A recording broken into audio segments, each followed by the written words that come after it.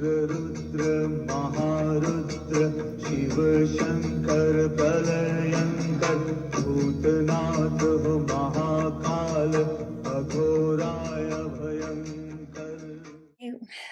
Welcome everyone. We're here with the Pi team to do the Ardra video.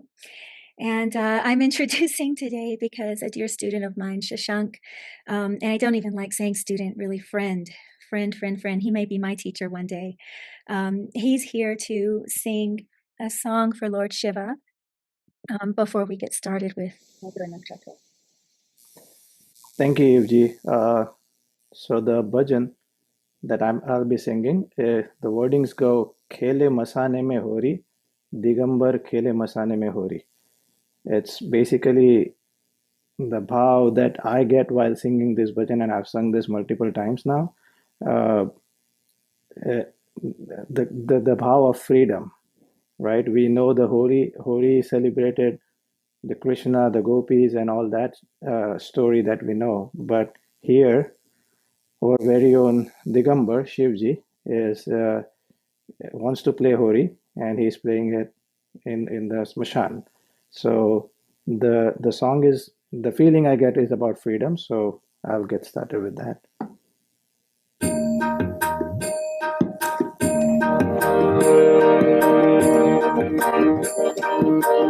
खेले मसाने में होरी दिगंबर खेले मसाने में होरी खेले मसाने में होरी दिगंबर खेले मसाने में होरी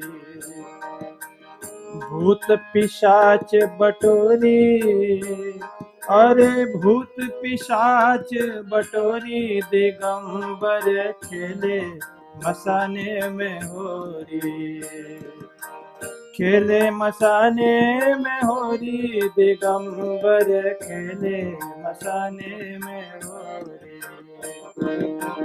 लखी सुंदर फागुनी छटा के लखी सुंदर फागुनी छटा के मन से रंग गुलाल हटा के मन से रंग गुलाल हटा के चीता भस्म भर जोरी चीता भस्म भर जोरी दिगंबर खेले मसाने में होरी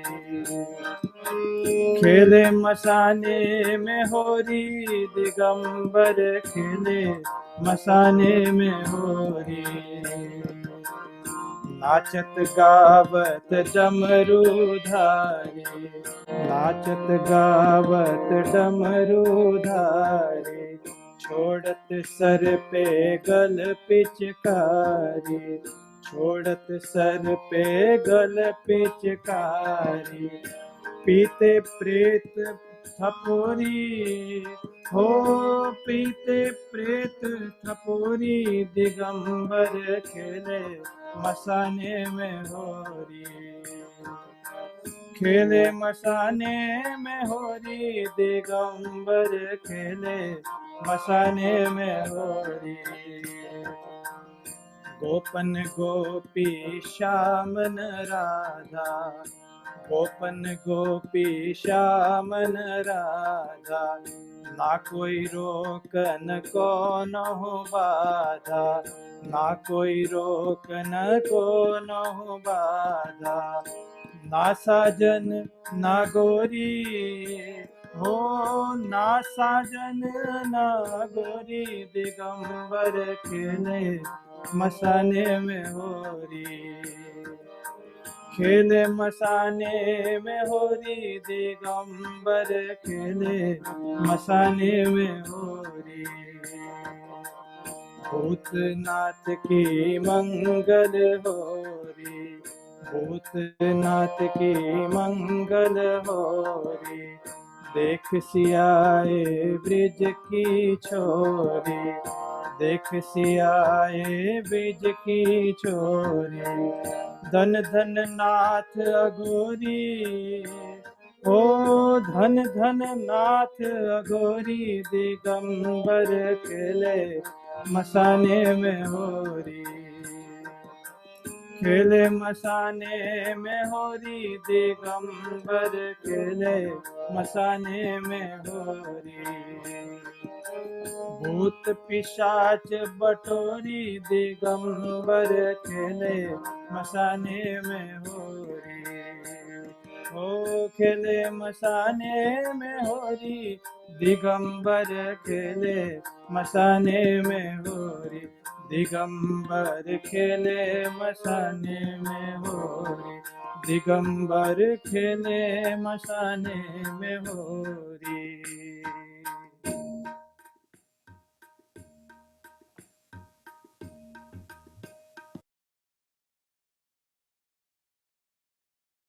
Thank you so much. Thank you so much, Shashank. Oh, so beautiful. I'm feeling moved to open with Guru Stuti, but at the feet of Mahadev, so many people are alone, without a guru, without a guide.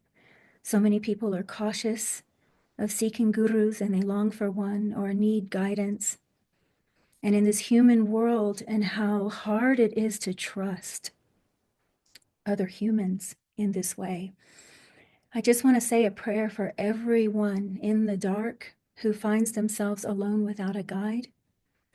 I lay this at the feet of Mahadeva. May he be your guru directly. May you not be misled. And may you find comfort in your most frightening moments and in your loneliness. May there always be a friend for you.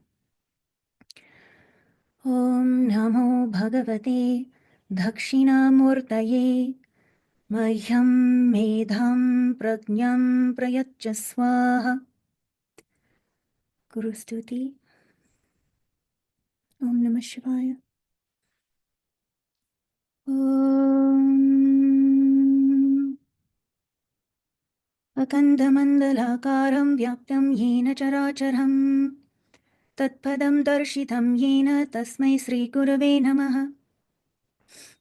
Ajnanate Mirandasya Jnananjana Shalakaya Chakshurunmilitam Yena Tasmai Sri Gurave Namaha.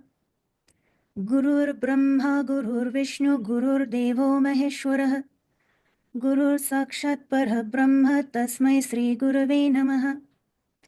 Brahmanandam Paramasukadham Kevalam Jnanamurtim Dvandvatitam Gaganasadrusham Tattvamasya Laksham Ekam Nityam Vimalamachalam Sarvadi Sakshibhutam Bhavatitam Trigunarahitam Sadgurum Tam Namami Dhyanamoolam Gurur Murti Pujamoolam Gurur Padam Mantramoolam Gurur Vakyam Mokshamoolam Gurur Kripa. Om Namah Shivaya. Om Namo Bhagavate Rudraya Neelalohitaya Vishnu Vallabhaya. Om Namah Shivaya. There is always mercy. Om Namah Shivaya. We'll start with Togi ji.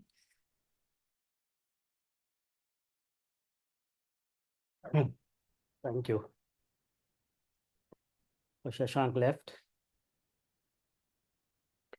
Okay, so hello everyone. I think everyone is doing good. Hope. Month of May, 21st May. Let me share my screen. But before sharing the screen, just take a pause. Think how the session started today. You know, Santhip always says, Omen. Santhip says, pay attention to how themes are. Something unique happened today. I think everyone must have noticed it was some new guy who comes, totally a new member, sings a song, sings a bhajan type song. Okay. What can that tell you something about Ardra? You know, something strange person It's not strange, of course, we all know him. I'm not saying that he's a stranger, but we all, but you see the themes. He sang a song, third house effects. Where does Ardra Nakshatra lies? Third house again. This was not there in the slide. It just so happened. So I'm just trying to think. So third house things, and that's all we started. Second thing, Evji, the mantra which you said is Guru. Guru mantra you sang today, right? Guru, which house? Ninth house. Opposite of ninth house is third house. Again, yes. So you see how things play. So that's what I say. I think Sandeep also says, everyone says that when you study astrology, just don't go by books. See the things around, see how things happen, how situation is. And I'm sure there is always, I have seen in, I think, I don't know how many years we are doing this nakshatra. I still remember the first session was in 2017, March. Now it's 2025. So 8 years. It's more than 8 years. We are left with 3 or 4 more nakshatras, but it's almost 8 years now. Maybe by the end of 9 years, we'll be finishing all the series, maybe complete circle, let's see how it goes. But yeah, every time we have done nakshatra, there's something always, the events happening around us, the situation in the world, give something, tells us something. And we all know what's the situation happening in India, what's the situation happening all over the world. Perfect theme for Ardra Nakshatra. Anyway, let's share my screen. I hope you can see my screen. Ardra Nakshatra. Yeah. Fine. So it's a natural third house, as I said. So when I say third house, what all things comes in with respect to third house? Then that's a nakshatra where an entire nakshatra falls in the third house, not like Mrigashira, where the half part goes in the second house and the half part is in third house. Punarvasu, the 3/4 is in third house and the 1/4 is in the fourth house. But this nakshatra completely falls in the entire third house. And what is third house? Communication, writing, IT, siblings, patience, courage. Transformation is a key for this nakshatra. When you say third house is Gemini, right? Third house is Gemini. So siblings, and third, why I say transformation, they say is an eighth house, but eighth from the eighth is what third house again. So that's why I see transformation is a very key concept of this nakshatra. So remember this transformation. We will talk about deities, we will talk about all the things, and how we will see how this transformation theme is coming again and again. The deity of this nakshatra is Rudra. Now, the Ardra Nakshatra is associated with Rudra, which is a fierce form of Lord Shiva, who represents storms and transformation. So the deity itself is symbolizing some transformation. Maruts, the sons are called as sons of Rudras. Whenever you have storms, Maruts are also involved in that. In some concept, they say Maruts are same as Rudras. In some texts, they say that Maruts are the sons of Rudras. But again, I just wanted to say that Rudras, again, shows some transformation, shows some fierce form. So there is some, and the transformation is never easy. Transformation will always make you roll and, have a nice roller coaster. So it's never an easy thing to go through.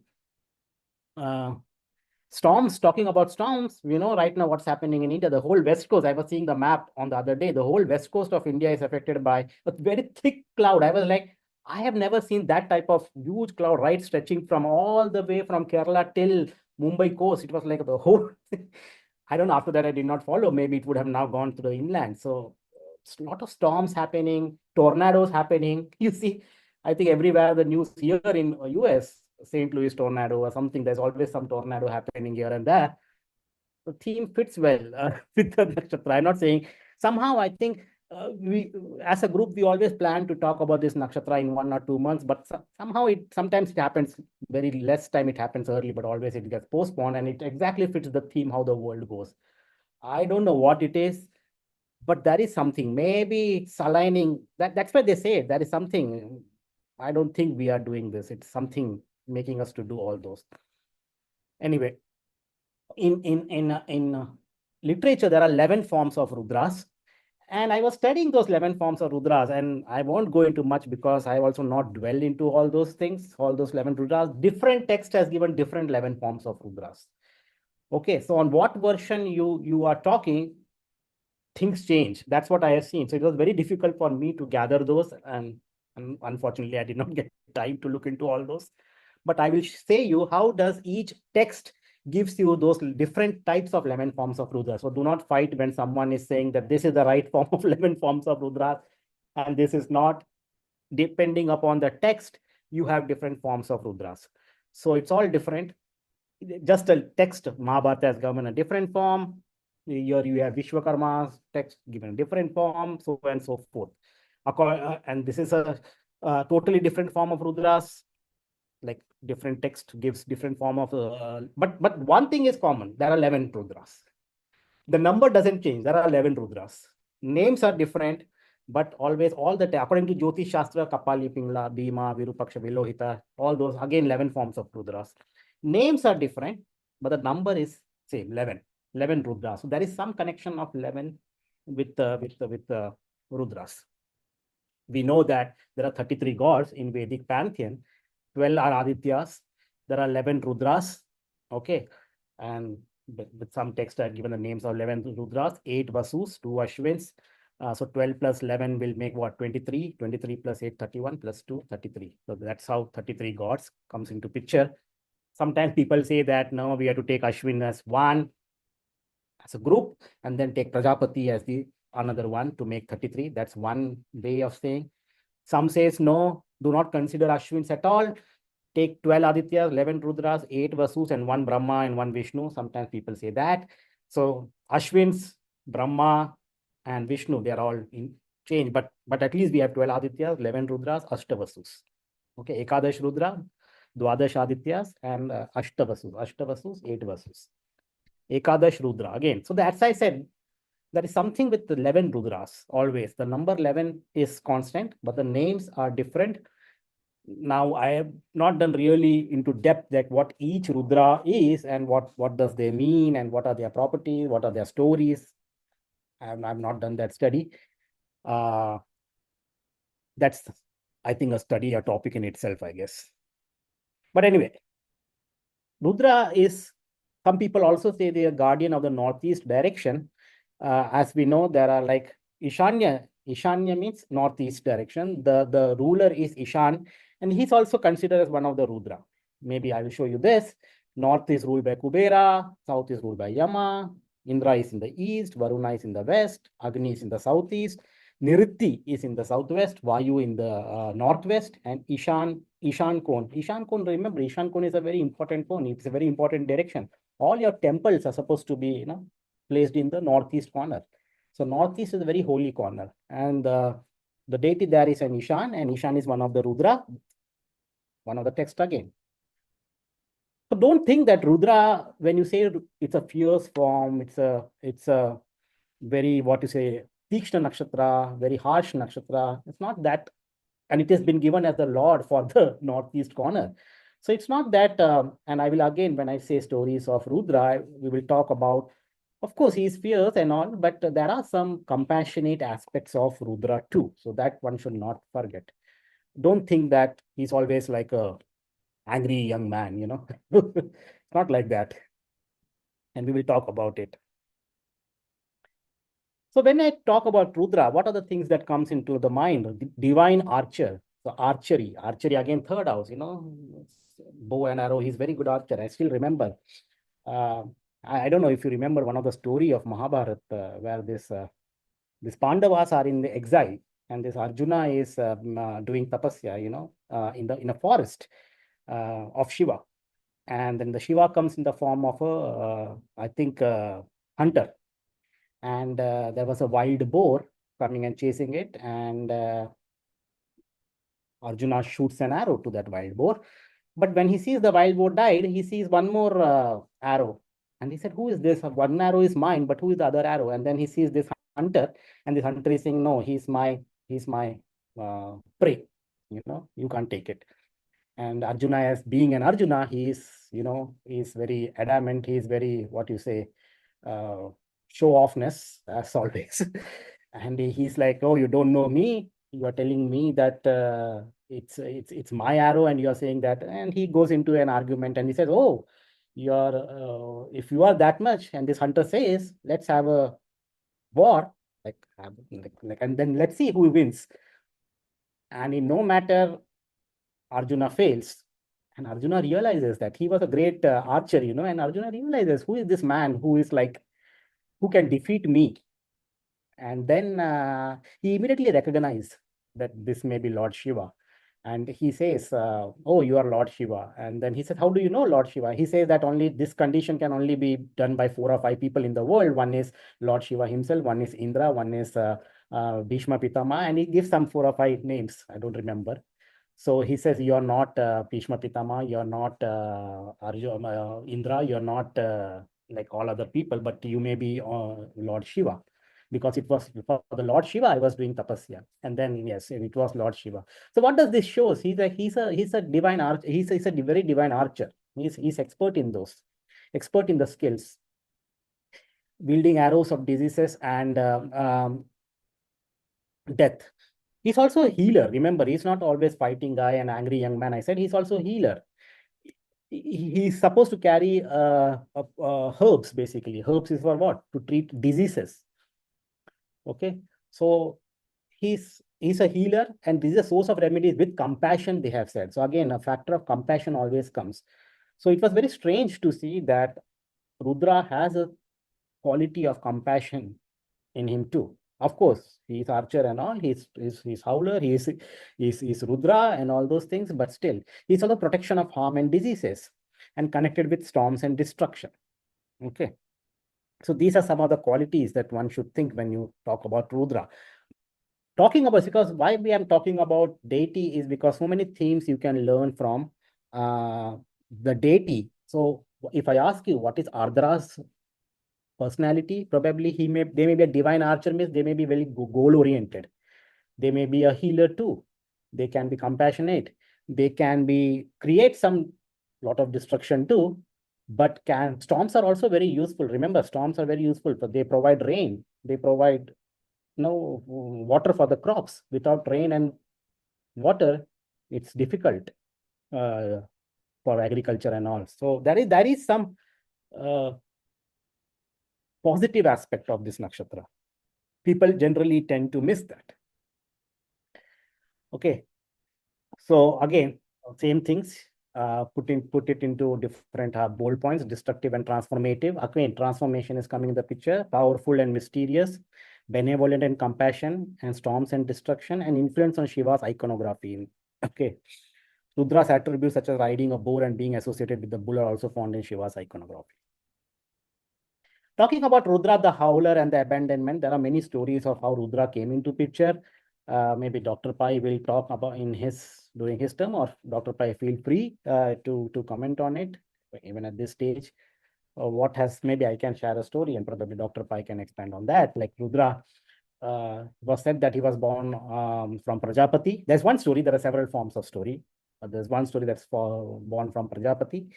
And then he was basically howling, and that's why he was called as Rudra, the howler. He was howling when he was when he was a child, and that's how the name came as Rudra.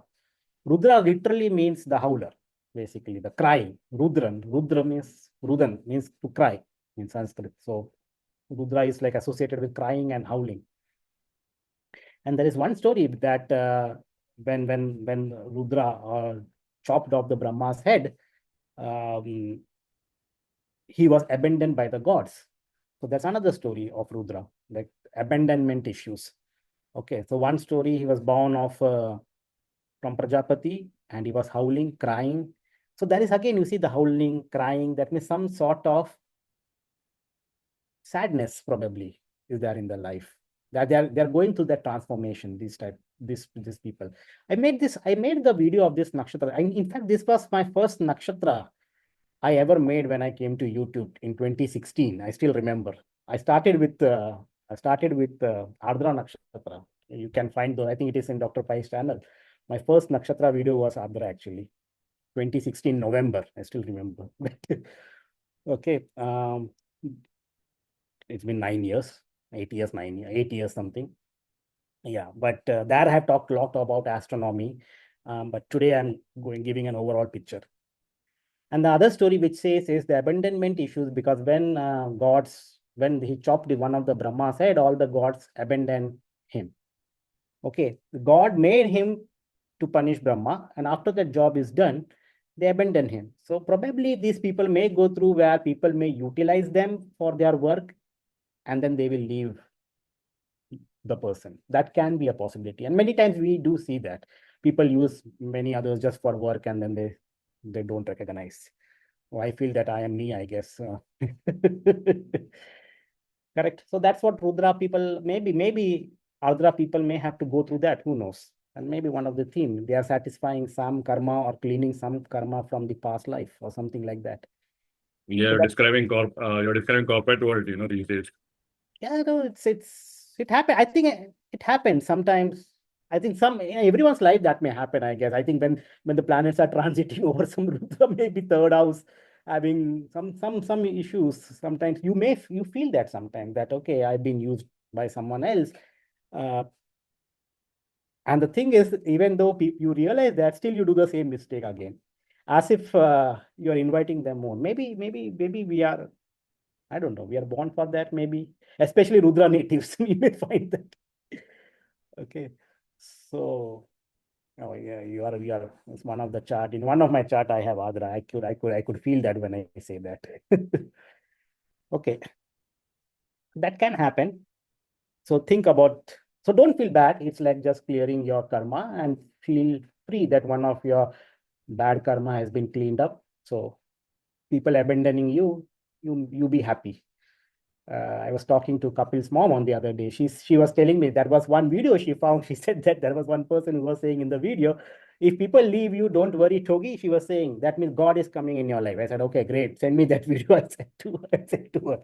She did send me that. So maybe because when God wants to come, he needs space, correct? When you are cluttered with so many people, then where is the space? So he wants to make people to get out from your life so that he could come in. I said that was a positive thing, probably. So I felt that, yeah, I think I resonated with it. So I just asked her to send me. So yeah, she did send me. Kapil's mom is, she's amazing. Okay, anyway, what are the symbols of Rudra? It's a teardrop. So teardrops again. So the sadness, you see there is some sadness coming. And it's also a diamond. Sometimes the shape of a diamond. Now diamond, if you know how diamond is made, there's a tremendous pressure on the ground, correct? From that the diamond comes. See, it's a tremendous pressure is like what? It's going through a lot of troubles and trials and tribulations, maybe. So that's what it is. So to have a diamond, you need to go through all that crap, maybe possible. So the transformation will only come through that, correct? Transformation may not be easy. It's not that suddenly everything goes white and happy and la la land. No, transformation is some process. See life of Bhishma Pitama, how his life was transformed, lot of transformation, lot of sorrowness there. And then probably you reach to that level. So that's what Ardra Nakshatra is. Ardra Nakshatra connected with Ardra and storms. Storm connection. Storm is, see, after that, Ardra, after that is Punarvasu. After that is a bright sunshine. But before that is that, what is storm? Like tornado. Last year we had a nice tornado. I was having fun in tornado. During the tornado, you see how the situation is. It's all the wind and all the hailstones forming, and apparently there was I don't know if any one of you have noticed this. In the tornado, the lightning looks green color.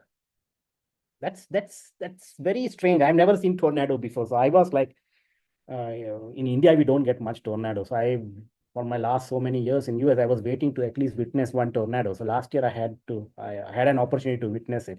And suddenly, and it's common phenomenon. I was doing some research and reading, why does during the tornado, the lightning looks green? Because generally lightning is bluish color, right? But in a tornado, it is green color. And this, anyway, I'm going into physics now. Anyway, forget it, because it depends upon the size of particles and the reflection of light and also. Then I learned about it. So that was very interesting. Now, why I'm talking tornado green? Green color is what? Again, Mercury. Mercury is what? Which house? Again, third house. So that was a nice link, I could think. I don't know. Have you ever noticed Eve ji, Dr. Pai, have you ever seen tornado with green lightning?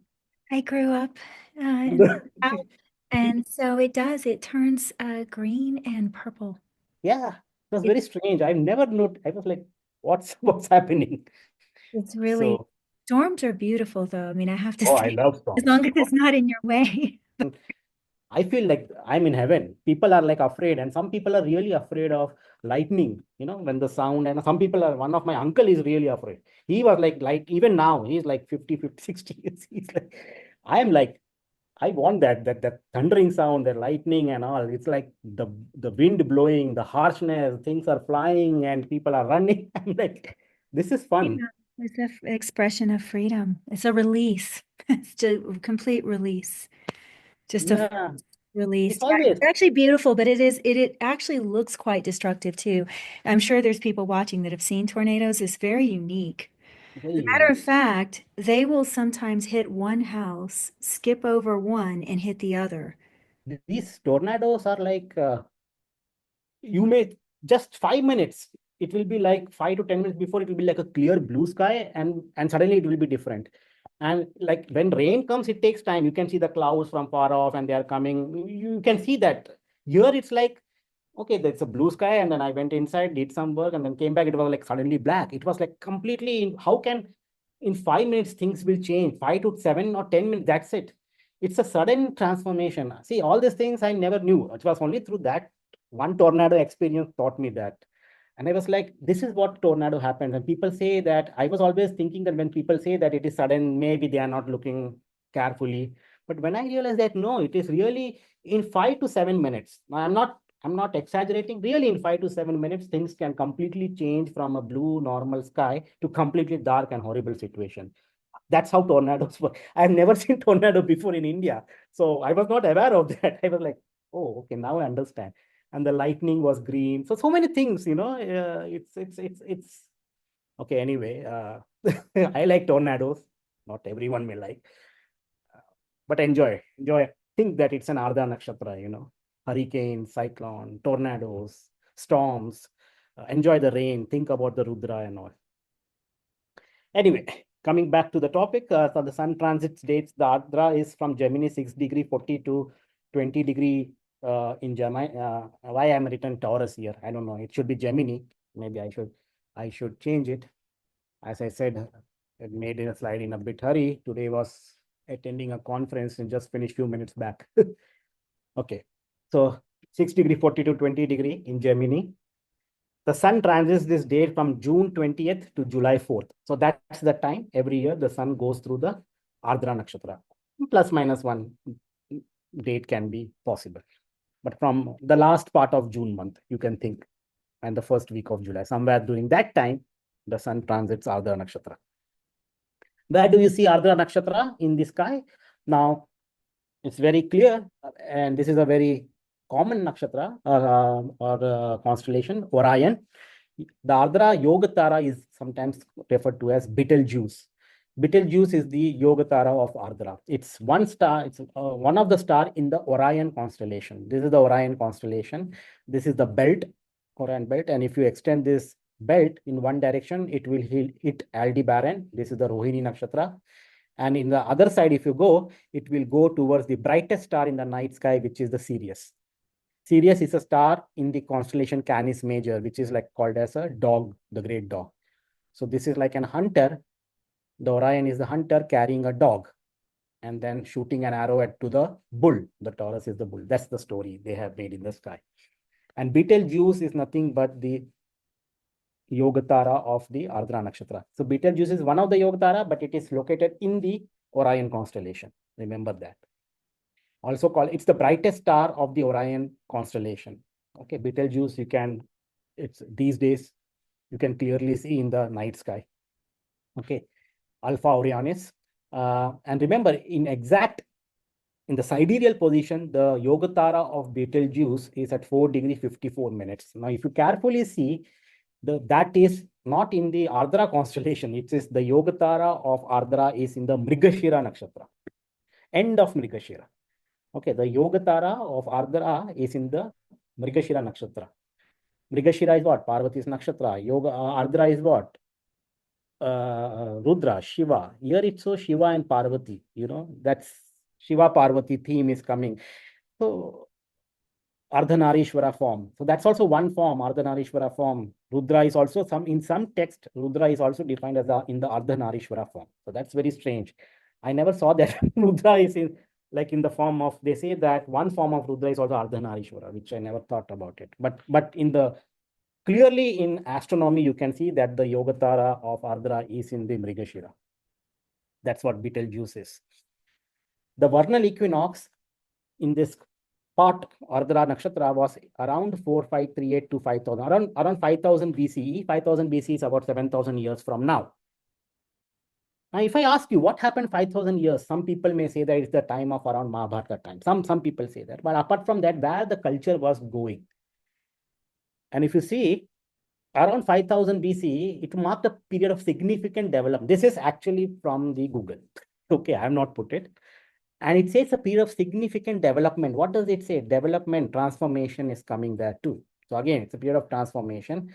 The rise of farming and the initial stages of civilization. Farming. Now, farming is something which I have always seen is connected with Ardra Nakshatra. And I will talk more in detail. Farming and Ardra Nakshatra has got some connection. Specifically, this period, and they say that specifically this period saw the spread of agriculture, the beginning of urban settlements, and the development of early technology, pottery, and metalworking. What I wanted to bring in this slide is the theory of the theme of farming.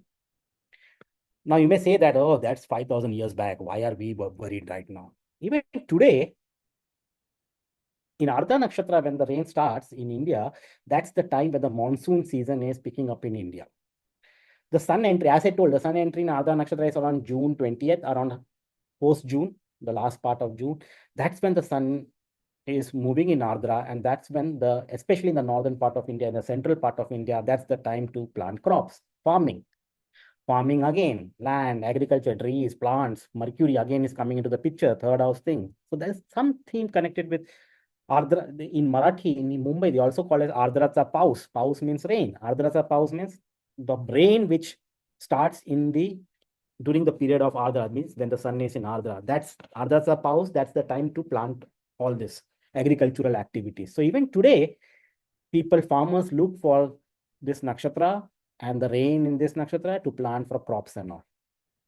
Okay, so remember, again, as I was telling you, it's connected with plants, trees and all. So plants, trees, jungle, forest, all this is very much connected with Ardra Nakshatra. Okay. Maybe we should talk about trees and plants and all at the end. We remember maybe we should discuss on that theme, maybe. But this is the perfect nakshatra to talk for that. Talking about the star Betelgeuse, since I'm coming from astronomy, this is only my astronomy slide. Don't worry. What is Betelgeuse is very strange star. It is one of the star which is showing in astronomy. We all know in the astronomy community, this star is almost at the deathbed. It can die at any time, even in tomorrow or maybe in 500 years. See, 500,000 years is nothing for us in astronomy world, where you have billions of years. 500 years is nothing. Suddenly in the year around 2020, the star suddenly became dim.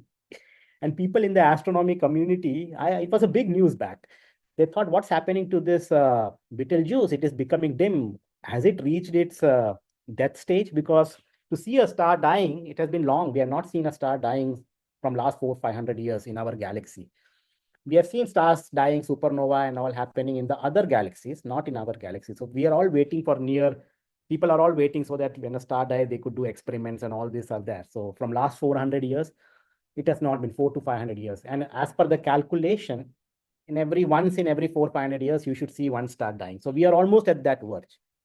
Maybe Betelgeuse must have died already. It is 500 light years away. So light may take 500 years to come. So that also can be possible.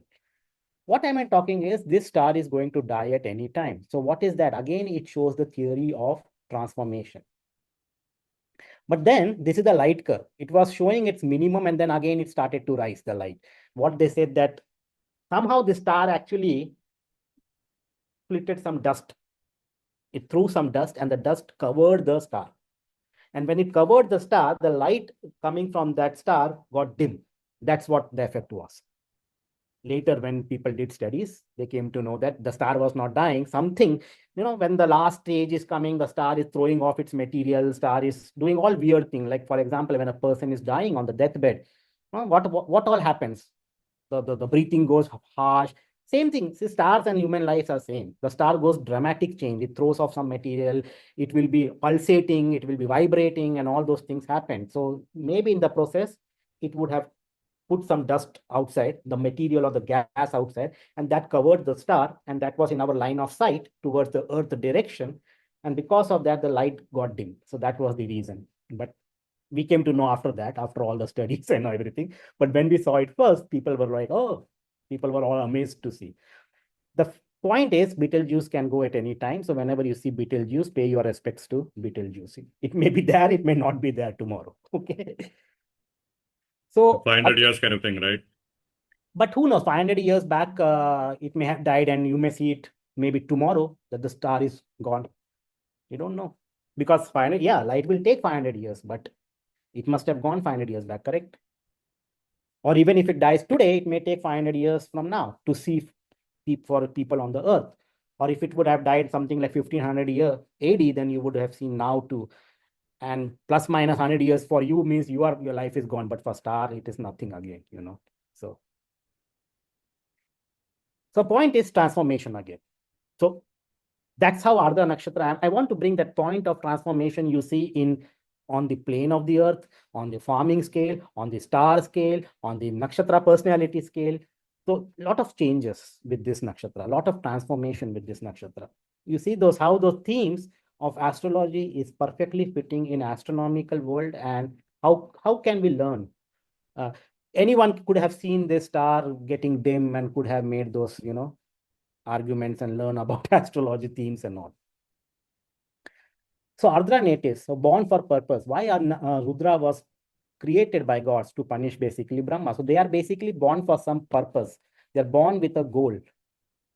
And achieving that goal is again not easy. So transformation issues may come up. Abandonment, gods abandon Rudra. So abandonment issues can come. People with Ardra Nakshatra may feel that they are abandoned by their own family members or by their friends or by their colleagues or collaborators or whatever. Roaring or crying, that's the theme. It's not that Ardra Nakshatra natives are always like going like a mad person and howling and crying in the streets, not like that. But some sort of internal crying or internal, churning up is happening in them. Connections with storms. Now, storm connections is like when the internal churning means something like storms within, something turbulent of feelings or something like that possible. It can be from a lover, it can be from students in the class, it can be from people watching, outside people watching you, or it can be from anyone, or maybe from your own family members, or maybe from your own friends, who knows. The star itself is called a star of sorrow. Okay. Power is to make an effort and achievement. That's what Ardra Nakshatra is, achievement. Its power is to make an effort and achievement. Basis above is hunting and searching. Basis below is reaching the goal to gain lordship over the animals. Again, plants and animals connected with Ardra. Okay. Shakti of this nakshatra is called as Yatna Shakti. Again, power to make an effort and achievement, so brings achievement. So you can see that achievement and power, make an effort. So these Ardra people are focused and they will put a lot of effort to achieve or to bring achievement. That's what they are. Purusharth is Kama, Gana is Manushya, Trimurti is Shiva. Animal is female dog. So the animal symbol for this nakshatra is the female dog. So female dog, very loyal, basically. Bird is black candle quality. The nakshatra is Tikshna nakshatra. There are only 4 Tikshna nakshatras. Ardra is one of those Tikshna nakshatra. There is Mula is one Tikshna nakshatra. I think Mula, Ashlesha, Ardra, I don't remember which is one more. There is one more. Tikshna, as per the system that I have read about, it is Ardra, Ashlesha, Jeshta, and Mula. Jeshta and Mula. Yeah. Ugra nakshatras are Bharani, Magha, and all the Purva nakshatras. Purva Falguni, Purva Shada, Purva Bhadrapada. But again, don't mistaken as Rudra as Tikshna. He's also having a compassionate aspect. Okay. Generally, they say, correct? Our that's why Bholenath they call. Correct? He's very Bhola also at the same time. He's a destroyer also. So he's compassionate guy. Don't worry. Ardra is good. The trees, the Agarwood tree is the tree for this nakshatra. Agarwood is it has got a nice smell, fragrance. So it may used to make a lot of incense and perfumes. There are also a lot of perfumes and incense connected with what? Nose. Nose is again smell connected with the third house again. Again, you see the third house things coming there. I'm curious, is this where Agarbatti comes from? Agarbatti. Yeah, I don't know. Agar. Yeah, I don't know. Agar. Yeah. Agarbatti. Yeah, Agarbatti. In Hindi, incense sticks are called as Agarbatti. So is that I don't know whether it is Agarwood tree or not. Unfortunately, these trees, people really cut down these trees a lot. And that's again, sorry to see that there are a lot of, I think, cutting down of these trees, especially poor agarwood. We need to plant more of agarwood trees. So, you know, but this is also used in different rituals in Hindus, Islam, Buddhists, because of its scent, because of its peculiar, when you burn it, it gives out a peculiar smell. Not only that, it has got a whole bunch of, why I have made a mistake here. I don't know how to spell stomach. Why I do that? Maybe. So it's a whole, I'm not going to go through, but you can, it's a, so what you say, medical benefits also, liver, kidney issues, lung, and bunch Do you of. think Ardra Night as well as stomach issues? Something like that? Possible, but in my thing, what I have seen is lot of, in last 9 years of doing this nakshatra, a lot of trees connected, and many trees were connected with that too. But the main thing is, what I wanted to really stress is how this tree, which is for the other nakshatra, connected with the third house, and that tree is connected with to make fragrance and perfumes connected with the smell, and the smell is also connected with the third house. And this tree is connected with Ardra Nakshatra, which is again connected with the third house. So that was interesting to see. Ardra, the first pada Rashi, it comes in the Gemini. So the Rashi Lord is Gemini for all the padas. The Nakshatra Lord for this is Rahu. And the Navamsha, the first pada of Ardra is connected to Sagittarius. Second pada is connected to Capricorn. Third pada Aquarius. Fourth pada Pisces. So Mercury and Rahu aspects of this nakshatra. Mercury, you can see farming, trees, plants, all those things we have seen. And Rahu, again, so these are the two planetary energies you can think of in the Ardha Nakshatra. Ardha Nakshatra, the animal symbol is the female dog. So connection with female dog. You can think of Bhairava. Again, Bhairav, one of the animal connected with Bhairav is again dogs. And they're very faithful. So let's see some of the charts connected with Ardha Nakshatra. Now, Ardra here, what is this? US, if you see US has got Jupiter and Venus in Ardra Nakshatra. Okay. So timing, I don't know exact, but it was in Philadelphia, I know. But people may say that it is connected to Scorpio. Some people claim that it is connected with Sagittarius. I don't know. But I will say it is connected to whatever it is, be it why this is coming here. Okay, fine.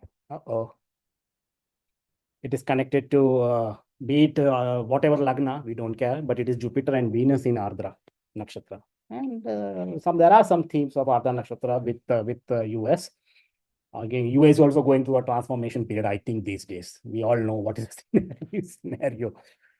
The other country is our friend, Pakistan, our neighbor, 14th August 1947. And remember, this was, I think we had a conversation, Dr. Pai, on the other day, whether it is Taurus or whether it's Aries Lagna. And then it was in Karachi, Pakistan, where the declaration of independence happened. And if you put that midnight time, I just put 0001. The point to note is the moon is connected to Ardra Nakshatra. Okay, now Pakistan is in a big news these days, we know, for all the things that have happened. So it's a Aries Lagna and Moon is in Ardra Nakshatra. Mars is also in Ardra Nakshatra. So Moon and Mars both are in Ardra Nakshatra.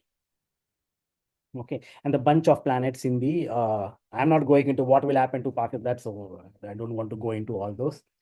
Rahu is in the second house.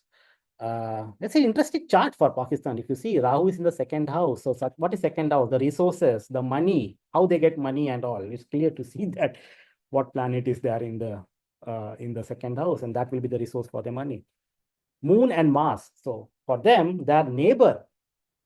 The neighbor is what? Third house again. Now India also has got a lot of India's Lagna is Taurus. And India has, since it is Taurus, all these planets come in the third house for India. Okay. And for this, the neighbor for Pakistan is Moon and Mars in Ardra. So we have problem with our neighbors. Their neighbor is India. They also have a problem. So there's a big karma of basically the neighbors for both the countries, India and Pakistan, no doubt. But remember, Moon and Mars are both in Ardra for Pakistan. Then comes what? I don't know if you know this guy, Vincent Joseph Schaeffer. Anyone knows this person? Have you heard about this person? No, the guy who made pen or something. I think it's a pen brand like that, right? Schaefer or something. I don't know. This guy was basically, he developed the method of cloud seeding. Artificial rain. So this was the guy. And he has, here, sun is in Ardra for him. So he and one more guy, the other guy did not have much, I don't know his timing, but I don't know his timing also. But he was the one who did the first time for the cloud seeding, artificial rain and all. Again, Ardra is connected to what? I said storms, rain. That's where he is. You can see how they play their charts. Christopher Nolan, Moon in Ardra Nakshatra. I don't have to say the movies and all he make. You can see how they are. Maybe one more chart I will show whom you may know. James Cameron too, Ketu in Ardra. Now these two move, how they make movies, they're very different from normal themes, right? That's what the power of this nakshatra is, something to think beyond, not like a normal thing. They don't think like a normal beings. Way above. Should I need to say anything on this guy? Nikola Tesla. He has got Venus in Ardra, Saturn in Ardra, Sun in Ardra. And we know about Nikola Tesla, just read about him. He's a man who is like filled with so many mysterious aspects about him. Completely I still can't understand. Of course, Tesla was a great physicist, and still we use the name Tesla for the units in the magnetic field in physics. And that's what I teach to my students in my class. The unit of magnetic field is called as Tesla. A great person, alternating current theory and so many other theories he did way beyond his time. And see his life. When you read about his life, he died in a room which, when he died, no one knew. He was just lying there for so many hours, and then people noticed I think he died in New York. What a life, such a genius. And how do we treat them? There was one more person, correct? Some scientist died in India. Did you hear that news? He was found in Kaveri or something. It's a recent news, this guy. It's these days it's floating around. This man was supposed to be, I don't know, killed or died, this scientist in Kaveri, just a day back or 2 days back. Srinivas Ramanujan, his Lagna, now you may say, how do I know the Lagna? It's December, I know his birth time, and there was a book, The Man Who Knew Infinity. You should read that book by Robert Canigal. He mentions that he was born during the sunset time. He did not mention the time. Sunset time means it has to be either Mrigashira or Ardra or Punarvasu. That's all I could say. It has to be Gemini Lagna. Laddu Baba, they do have his time. It's Ardra. I have his time. Yeah, they have his time. Many scientists, actually. It's good that you're pointing this out. Many scientists, mathematicians, deep thinkers. Yeah. People who end up in isolation, actually. Isolation, exactly. That's what I'm going. Like his life, 32 years he died. At the age of 32 or 33. Yeah. 32, you guys can check, but I even think, what is his name? Bohr? The one that worked on the Manhattan Project. I think he's also Ardra.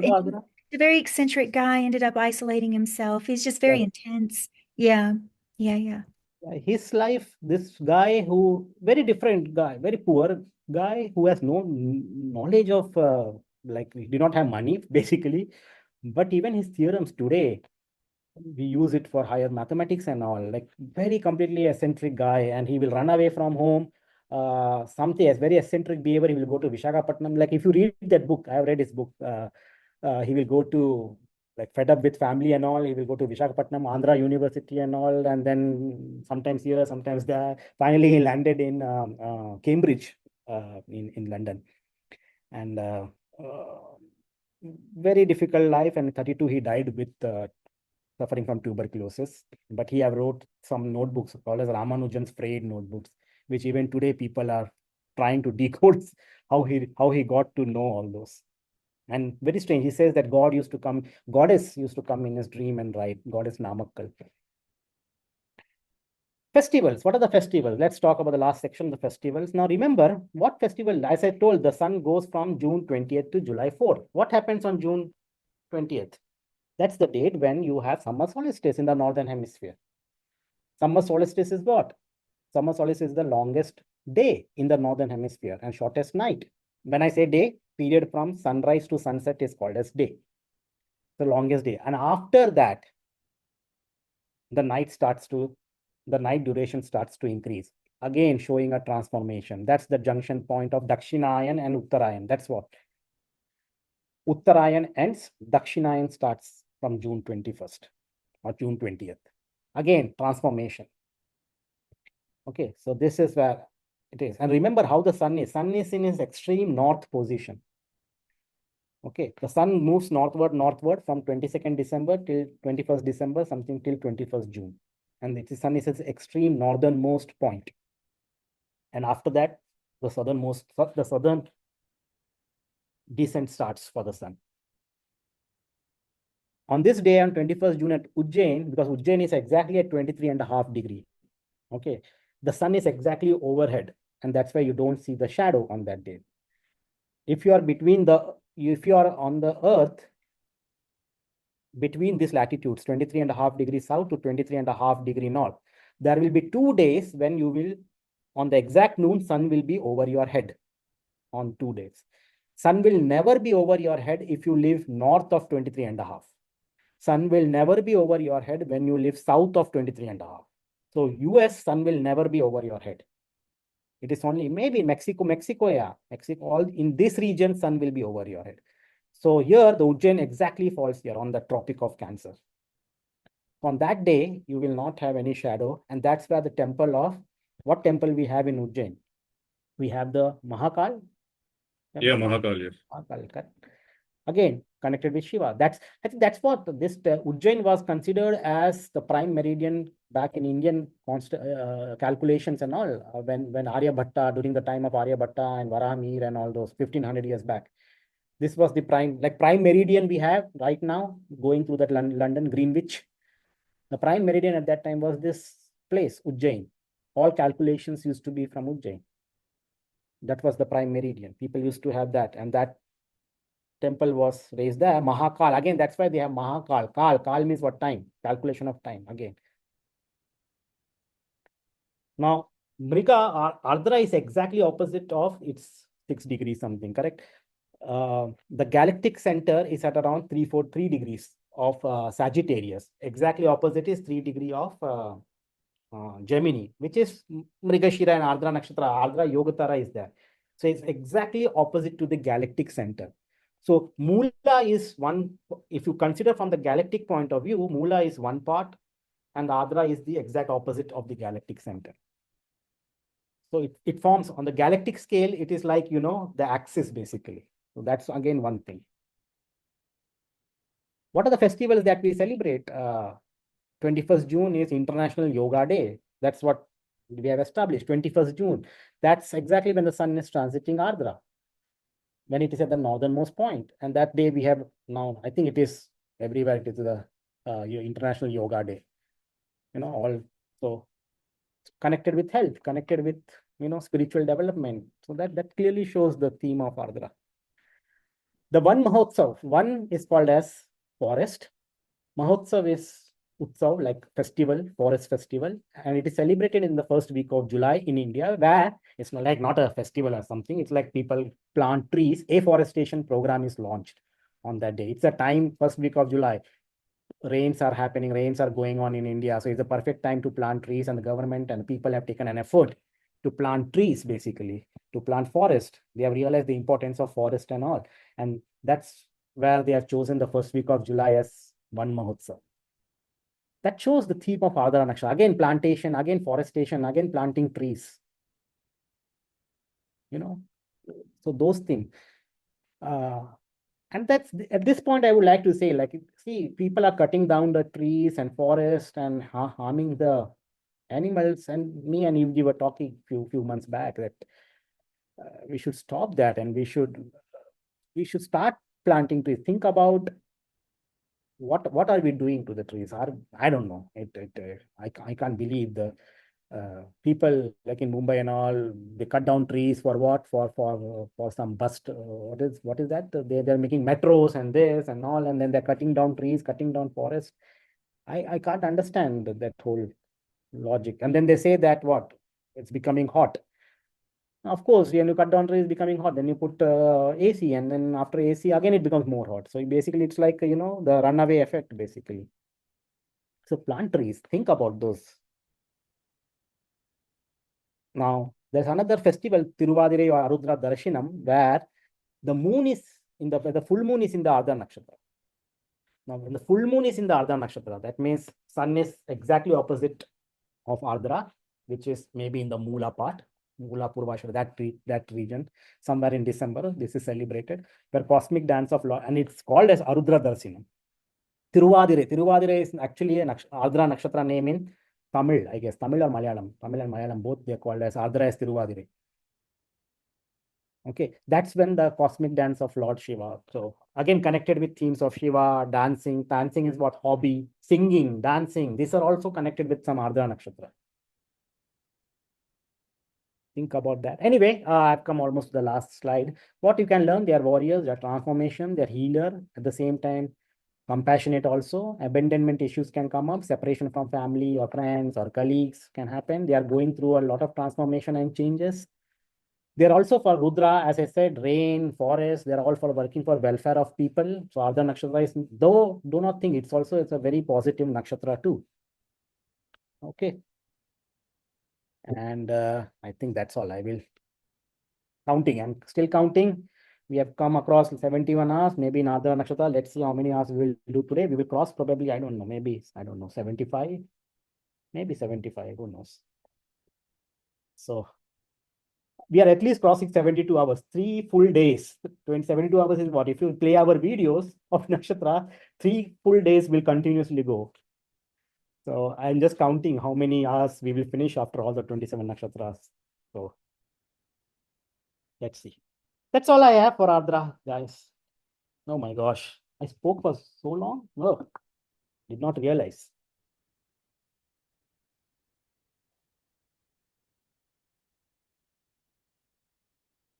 Okay, I think I'll just say, so that was great, Aditya. I think what you said was amazing. I think it was very interesting to see that the other bit which you said, Betelgeuse being, covered by the dust and all that. So usually Rahu is also famously dust. This being a Rahu Nakshatra issue with dust reason it is kind of, as you mentioned, like OCD tendencies and all that, right? That was interesting. So that was interesting. Also, I think the other astronomical, I think the galactic center thing also, right? The 7th house from that galactic center is also directly linked with that. So yeah, all those are great actually. Is the axis of galactic axis, basically. That's how we calculate all the longitude. Forget. Right. When I start, I just go. It's when you calculate longitude, it's that axis is galactic longitude is one of the coordinate systems which we use. So it is that center of the galaxy and away from that. So it's the Mula and Ardra axis, and that forms the axis to measure the become the reference to measure the galactic longitude. Okay, great.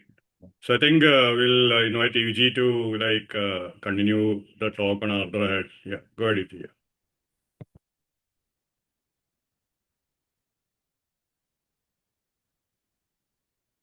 Can you see my desktop? Yeah. Getting my jacket in case it gets a little cool here. I'm in the mountains. Oh, that's a big Kedarnath, right? This is, yes, it is. Okay, let me get this Okay. Ladhu Baba, wonderful points. And there's some things that I think I'll elaborate on. And this is funny. We always build off of each other. And I have a feeling that Dr. Paiji, after mine, will add to that. And then Sandeep, our resident Bharani Nakshatra, will close. So, okay. So one thing I wanted to highlight, and Ladhu Baba, you brought up the whole isolation loss, those kinds of things. Now, I want to tell everyone because I'm focusing on some specific angles of this nakshatra. I don't want people to feel like Togi was saying, like, oh, it's negative. So sometimes I have to watch what I'm saying. I'm not trying to frighten anyone with anything. But I am going to go a little bit more into the detail with Mahadeva or Lord Shiva and the aspect of fearlessness. Okay, now this is this is very prominent. This nakshatra, you get your emergency room doctors, you get paramedics, you get surgeons, you get your scientists who do discoveries. I mean, Nikola Tesla was fascinated with, he would just stay up all night. I don't know if people know that, but he loved isolation. So you get a lot of these very eccentric people. You get a lot of filmmakers too. It's very common in the film industries, very common in the tech industries. But there is an aspect, and this because it is a Shiva Trimurti Nakshatra, I kind of want to highlight that tonight. And so bear with me because I have more of the fearless attribute of this tonight. And some of it to me is quite comical. If you have any sensitivity to horror films, go ahead and turn me off because I'm warning you right now. Because actually, it's a very common nakshatra for these kinds of films. This is Lord Rudra, Bhairav. I'm actually going to talk about Bhairava. He has a dog as a companion. Yeah, we see here, I'm starting with Mahadeva and Daksha's Yajna. And you see Sati, he's carrying Sati, even though they show him smiling here, his grief was such. So there's a key word, grief, here. Now, this storm of the heart, this storm of separation, the storm that comes to cleanse the heart, purify the heart, just the same exact way that storms sweep through the earth and purify and revitalize the fertility of the earth. Maybe as we go into this, I'd like to just suggest maybe the sorrow and the grief and the apparent loss in our own life. And I don't say this lightly. I have passed through grief myself. I've lost people. Perhaps there is something with the storm of grief that makes the heart fertile. And perhaps there is a positive form of isolation within the heart that we are ignoring with our maladjusted attitude towards suffering. Human beings are terrified of suffering, and we do almost everything to make our lives convenient and suffering-free.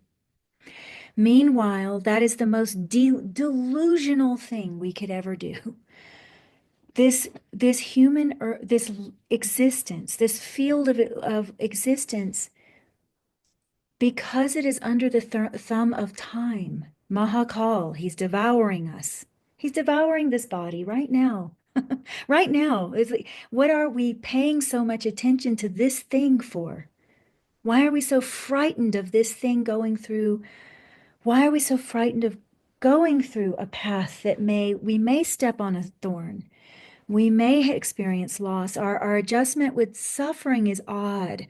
So I just want to adjust all of our relationship with leaving the body, with the things that make us confront leaving the body. I just want to adjust that for a minute, that perhaps these things make something else fertile. Maybe they're not a punishment. Maybe something else is going on. So that's where I'm going tonight. If this bothers anyone, please just turn me off. I'm okay with that. I'm nothing. I'm just here. I'm just doing what's coming from the heart. Okay, so let's start in a very basic way. Togi ji started us off really well with even the 11 Rudras. I wanted to show just briefly, anyone can take screenshots of this PDF if you want to look it up yourself. The number 11 shows up in nature quite a bit, and it is most likely human beings actually have a gene where they die at 11 a.m. There's a very common gene. 11 a.m. The other thing is a cycle, the solar cycle, which Togi can tell us about after I'm done with this. I would ask you more about that. You'll tell us, yeah, because a solar cycle is also an 11-year cycle, and the Pratyadi Devata for Lord Rudra is, for Surya is Lord Rudra. Actually, some texts say Pashupati, some say Shiva, some say Rudra. So once again, we shouldn't debate over texts. They say a lot of different things, but it all goes back to the same essence. Okay, the howler, the importance of your first cry, the importance of crying. It's actually healthy. It's actually healthy. In Ayurveda, they even warn you not to hold back tears the same way you would not hold back releasing other waste from your body. You are not supposed to hold back tears. There's actually negative health effects from that, as well as other things. So the first cry of a baby, you should look into this if you haven't before. It's a fascinating phenomena. It floods the blood with oxygen. And it actually, there's not a lot of difference in certain areas between the health of babies that don't cry at birth and other ones that do cry at birth. Some they have to make cry, right? They'll spank the baby, or I don't know if they have new things that they do for that now. But whatever it is, they have to make the baby cry. They need to make the baby cry. It's very important to get the flood of oxygen into the body. Now, what's happening in that moment is the baby is becoming independent of the mother. Please let that register.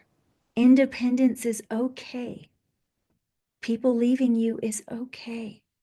It's all okay. You will be okay. But either way, this is the baby's independent life flooding its blood from the mother. They cut the umbilical cord, which was connecting the baby to the mother. Once again, nothing is wrong with independence. It's a blessing. And we see something interesting with Ardra Nakshatra in this, and I will eventually illumine this. Been working on Ashtotri Dasha. I'm no longer of the opinion that one belongs to Shukra and one belongs to Guru. I've said it before, I'm not of that opinion anymore. After a lot of research, the Ashtotri Dasha, it starts with Ardra. It's 108 years. Ardra Nakshatra is the starting sun, Surya. It's the first Surya Nakshatra, so therefore, just like Vimshotri, Kritika is the first Nakshatra. Technically, for sun, we start with sun typically. I mean, it's not the first. Ashwini in the numeric system is the first Nakshatra. People get confused over this. Ashwini is the first nakshatra, no doubt, if you're doing numerology, if you're doing anything. If you're using a specific dasha, you need to know which nakshatra starts it. So Kritika starts Vimshotri. You should look at Agni. Agni is the priest of the Prajapatis. So the Vimshotri dasha is the humanities dasha. Prajapatis, we're from Prajapati. He's the priest of the Prajapatis have a very intimate link with Agni. Now, Rudra is something else. And this dasha is something completely different, and it is 108 years. So let me just say before we move on from this slide, nothing is wrong with independence. So let's get into some themes here. Destroyer of Daksha's yajna. Now I'm just going to go back to basic karakas. With this gentleman, Geronimo, we don't actually know his birth time, but he will keep the Venus in Ardra. We definitely know his birthday, but this is not his birth time. So we don't know which dasha this happened in. We don't know what's activating that Venus. Now, the karaka of women is Venus. His wife and children and mother, the females in his life, were murdered. And some sources say they were burnt, literally like Daksha's yajna. This man gained such a fearlessness from the grief that he was able to walk through bullets. This is the stories around Geronimo, is that he was invincible. He was able, so you think of Daksha's Yajna theme. Now, my teacher used to say this is a very deep story, actually. It is the loss of gross consciousness as far as thinking I am only this body. And it's the entry into the Sukshma Indriyas, where Lord Shiva actually realizes, because he's Adi Yogi. So all his stories are the journey of the yogi. So I won't get into that here. It's a very deep thing. But I will say that Ardra does have this link, this grief element. Please do not think if you've had this in your life that you're cursed. There's something else much deeper going on, and there's many great people who have passed through that fire with you. So Geronimo's an interesting case. The karka of women is there, and he lost the women in his life. Now, if you have a karka in Ardra, it does not mean you're going to lose anyone. There's actually multiple karakas of nakshatras. I'm actually speaking to the hearts of the people that have. If you have Ardra and you haven't lost anyone, please don't worry. You're most likely not going to. But there are, your brothers and sisters have passed through this. And so they've shared it with many people. Okay, so Togi brought up the dog, and I'm going to really drive home this point that the ancient people made no mistakes in the associations of the trees, of the animals, and Rudra, Lord Shiva, out of all the devatas, I mean, look at how he grieves his wife. I don't know if you all know, but people are, they've witnessed dogs will actually grieve in this way. They will not leave the sight of the deceased friend. People say owner. No one owns an animal. I can't even believe we sell animals. We're mad. The fact that we think we can sell animals, trees, land, this is a definition of as a lunatic, is insanity. An animal never belongs to us. It's ridiculous. They're a companion. So they do bond so deeply that they will sit for months where their friend has died. There's a festival in Nepal where it's actually linked to Yama. And it's linked to, you'll notice that Bharani and Ardra have an interesting link. And the story of Mrutyunjay, the story of where he, basically rescues Markandeya from Yama, and the whole thing with the Mrutyunjay mantra, actually in the Nakshatra Stotram, the Shiva Panchakshara Nakshatra Mala Stotram by Adi Shankaracharya, in the Ardra portion, it's all about defeating the Lord of Death. So it's not that they're enemies, it's just that Shiva is not this body. In this world, we're so heavily identified with this body, with all these selfies and snapping and doing this and that. Guys, this thing has a time limit. It's not that great. And it gives a lot of problems in old age. This is reality. But we have some kind of a delusional thing happening. So Shiva is the anti-delusion devata. He is the anti-delusion. He is the disillusionment. So at the same time, because he is that, and because he is fearless in this, he's also that one that deals with the Ashta Siddhis, which are miraculous and beyond the body. But one has to go beyond the body to experience that. You cannot be heavily identified with this body and attain any of the Ashta Siddhis. So Shiva is this dichotomy between the worlds here. And Ardra Nakshatra, dogs are fed in old school rituals. Dogs, even in Zoroastrian community, they would feed bread to dogs because they could see the bhutas and the pretas. They could see the disembodied spirit. And by the dog seeing that, they would take the impressions of sorrow from the departed person that was still attached to the body and the family. And so you would feed the dogs to take some of that sorrow, that grief, because it doesn't affect them the same way, that attachment, to take some of that attachment. Okay, so Avadutas are very commonly associated with dogs, and I would say very much we have Lord Dattatreya and we have Lord Shiva, who is these two are mostly associated with Avaduts. And Avadutas are very commonly, there was one outside what we call a must, where I lived in India with my teacher, and he was surrounded by dogs. He would not move from that spot. I'd pass him every day. I used to give him chai. He didn't want to look at you. He didn't want to deal with you, but he would ask for chai. He'd have dogs around him all the time.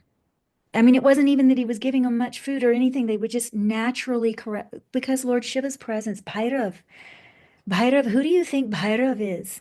What is Bhairav? We'll talk about that. I want to get to that if we have time. Bhairav and Bhairavi. This overcoming of fear. And a Gori is just the same way a tantric tantric practitioner might use things of calm, of desire, and intoxication to rouse the mukhya prana or kundalini within them. An agori is using fear because it goes straight up the spine. Have you ever been terrified? An agori is using terror. Terror is sacred. Anything that stimulates the adrenaline can be used in these practices. So this all these things we're afraid of, like storms and all of these things, the grief, the loss of the body. To enter into any sacred practice with Lord Shiva, there has to be a reckoning with the reality of this body. So anyway, Avadutas are there. This lady used to walk around naked. She didn't care. You can look her up. she could care less. She was always surrounded by dogs. Dogs bond big time. They will sit at your funeral. They will sit where you died for months. Okay, so let's get into the nakshatra. So I have something from Sara here that's very interesting.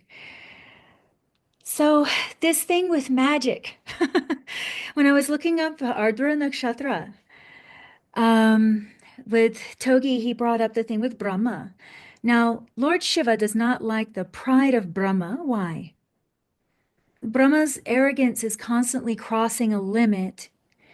Even in Shiv Puran, Brahma is thinking Vishnu came from him. It's like wherever you look, Brahma is always a little bit deluded. Most of us, human life wouldn't happen without delusion.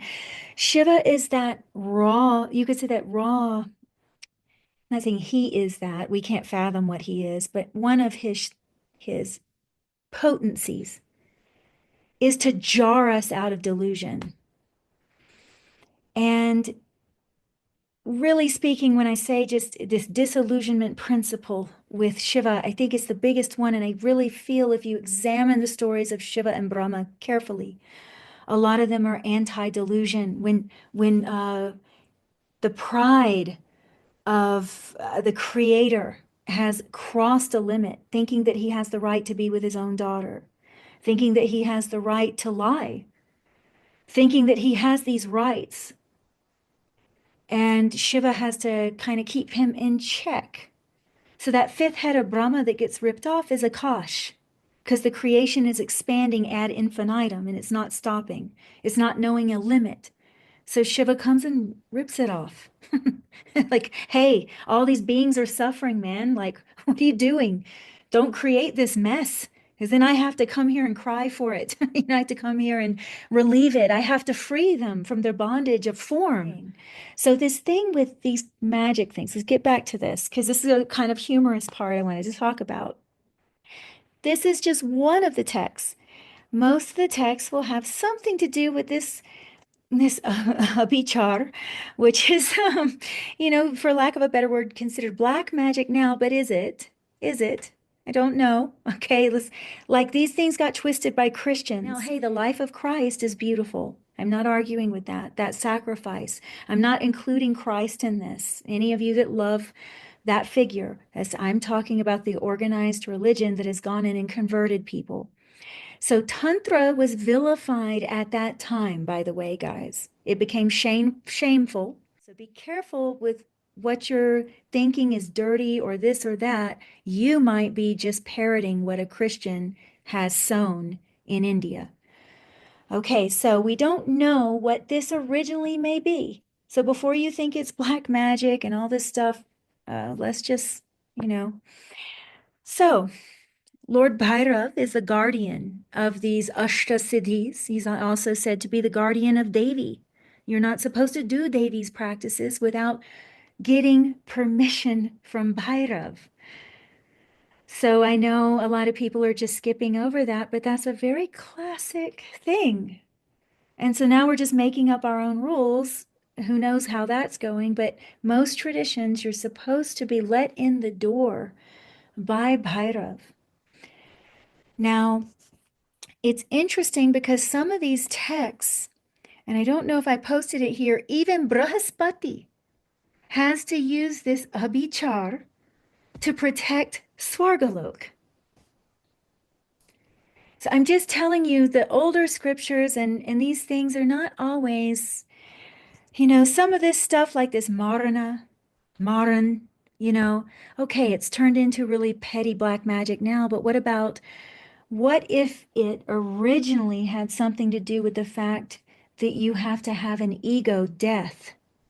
You have to have Maran on what you think you are to even enter the first gate of the Sukshma Indriyas. This attachment to the body has to go down first. So how do we know what this Marana was? How do we know it wasn't much deeper and now it's like this petty black magic and all this? So I want to be very careful with what may have been messed with, but Lord Shiva, and specifically Ardra Nakshatra, is associated with this darker element of these forms of magic. And it's also associated with going beyond the body. Now, in our culture, how might that play out?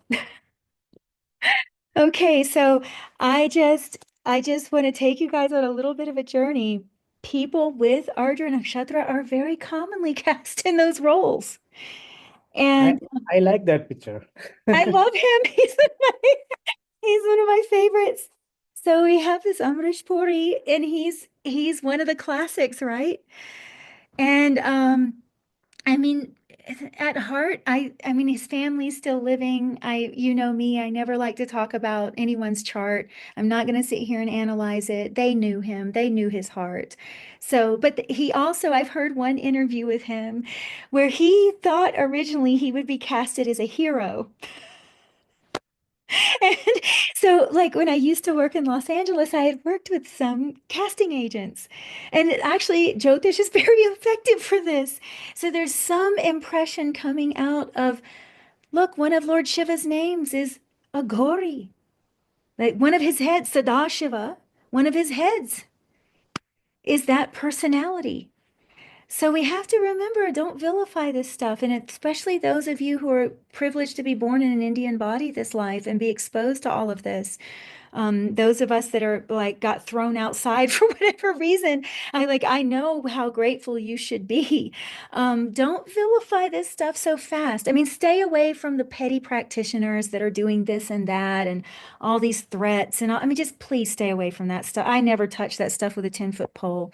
So I'm not saying to get involved in it, but I'm saying please don't have humility. The minute you think you're more pure than this, you're disrespecting Lord Shiva. And that's exactly why Daksha's yajna got destroyed.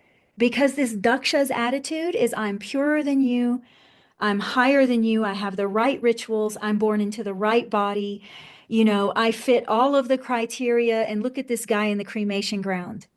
Look at this dirty man. Yeah. Okay, this pride is actually not helpful for anyone. But we don't learn. So if you're disrespecting this, you might want to examine why. What are you afraid of? And are you better? You know, this is the thing. Okay, so other cultures. I was curious. I wanted to see other cultures if the Ardra Nakshatra showed up with these forms of magic. I just wanted to see. I'm not scared of these things. So, like I said, I'm sorry if you are. But it was amazing what I found. It showed up again and again, even in release dates of movies. And look, the dog the wild dog, because Ardra is a wild nakshatra, Lord of animals. It's a Pashupati nakshatra. Now, one unique thing about the Shiva Trimurti nakshatras, there is one per graha that is Pashupati.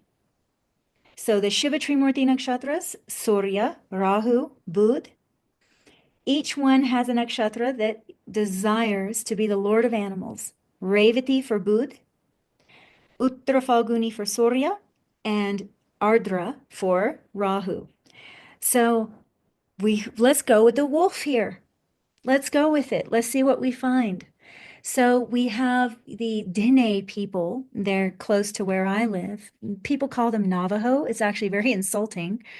But they have something called a skinwalker. Now, it is more in their black magic traditions now, but who knows? Many people have become Christian and been converted. We just don't know what has been vilified, because this is your classic shapeshifter. And the most common skin they needed for this is a coyote, which is a dog. Okay, so people are scared of them. They think they're black magic practitioners, kind of like Agoris and Tantrics in India, but we don't know. We don't know what's been, we don't know. So interesting. Okay, so let's take a walk through this. So phenomena like alien abductions, the sighting of bizarre creatures. I looked up, so many were under Ardra Nakshatra. It was amazing. Now, this werewolf thing, this in the Shatabhishaka too, the Rahu Nakshatras, by the way, guys, all have this link, and there's a reason for that. So the guy who made the werewolf myth the most powerful in the West, we don't have, well, we do have his time actually, but he has a Surya. Now notice this fourth pada. I want all students to notice this fourth pada. The fourth pada always has a moksha purushartha. Moksha means leaving fear behind. It means, see, in a lower level, moksha is escapism. Maybe we play video games. Maybe we do drugs. Maybe we do those things. Maybe we even, go to a monastery for escapism, not even for the right reasons. But in the higher aspect, this is Lord Shiva going into the samshan, the smashan. Okay, so pay attention to this Meena pada. And what Togi brought forward about two padas are Meena Rashi, Dhanu and Meena Rashi. Guru plays a big role in Lord Shiva's, even in some areas they worship Dakshinamurti to remedy Guru. Very common, actually. Brihaspati is known to be a great devotee. Actually, Lingashtakam is a secret remedy for Brihaspati. People rarely talk about. Go study it and then think about why. Okay, so pay attention to this fourth pada of Ardra. So the man that made werewolf myth popular and gave it all of its attributes has Surya and Ardra, go figure. Gary Oldman. Okay, this is his exact time, fourth pada Ardra. He played Dracula. He shapeshifts into a wolf in this film. He plays Sirius Black. He shapeshifts into a black dog. You can't make this stuff up. He's at the Harry Potter trilogy, okay? He's known, he plays villains as well. They always vilify Shiva. Very interesting. Okay, so let's get into some shape-shifting legends. So the release of a very famous movie that terrified people, and both release dates are under Ardra Nakshatra. Okay? The cast, the two people that played the main werewolves are both Ardra Nakshatra. So what is this shape-shifting with this kind of magic? What is this? Is it really black magic? Of course, they're playing up the fear attribute, guys. And of course, they're going to do that. Everyone's so attached to the body. It's very easy to scare us. Another gentleman that he turns into a wolf in a vampire film. I remembered this from childhood and just looked it up. Moon Rahu conjunction, and his moon's in Ardra. It's just unbelievable. And if you notice, most of these people have had the fourth pada, the moksha pada. Now this is, of course, this is silly. This is amplifying the part that's harming others and all of this. I don't believe in causing others pain. But I'm just saying that it's funny how this trickles down into society. And one thing with the Shiva Trimurti, they are the disruptors. So I have some key words here. Neti, neti, not this, not that. Now, Bud becomes one of the key guys in the Shiva Trimurti for Vimshotri Dasha. Why? Everyone thinks he's so nice. He's a total disruptor. He is the questioner. Questions disrupt delusion, especially real questions. So when you think of what a Shaiva tradition is showing you, most of the time it is this not, I am not this, I am not that. Or you could say it a different way. Maybe I'm all of it, but I'm definitely not this little body. Okay, this little body that, now look, this stuff does need to be experienced. I'm not saying to bypass where you are standing. Okay, I often want to be silent because of that. For me, this is more real. Okay, so, but I'll tell you that really speaking, Bud is the one that says, who am I? The real question. A tree is saying, I'm a tree. A cat saying, I'm a cat. A human thinks I am a human. All the forms have an ending. So Mercury is, who am I? If I'm not this, what am I? So that's how he disrupts. And they all have their own way of disrupting. But every Shiva Trimurti Graha is a disruptor. Rahu, now Ardra, we've seen a little bit, is a natural rebel and reformer. They reform the worlds of science. They reform the worlds of tech.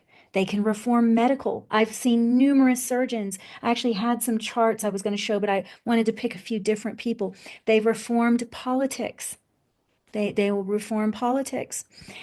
So we have one here. Now, please forgive me. This is a Brazilian gentleman, and I'm probably going to butcher the name. Luis Gama. Please forgive me on this. I don't know how to say his name. Now, one thing about Rahu's interesting. I always say Rahu and Mercury are born out of place. And what does that mean? The Shiva Trimurti Grahas can make you be born in the wrong body, wrong country, wrong gender. Mercury's number one, I'll say that. When you feel, and actually never discredit those people. Mercury is number one for not being born in the right environment. Rahu is closely a second. Or he's been very vilified because he represents tribal people too. Rahu is the planet, or the graha of jungles and tribal things and all of that. So I really get curious, guys, why we vilified Rahu so much. I'm wondering if at some point there was such a civilized, organized way of thought with religion that these disruptors just I don't know. I don't know if we're seeing this right.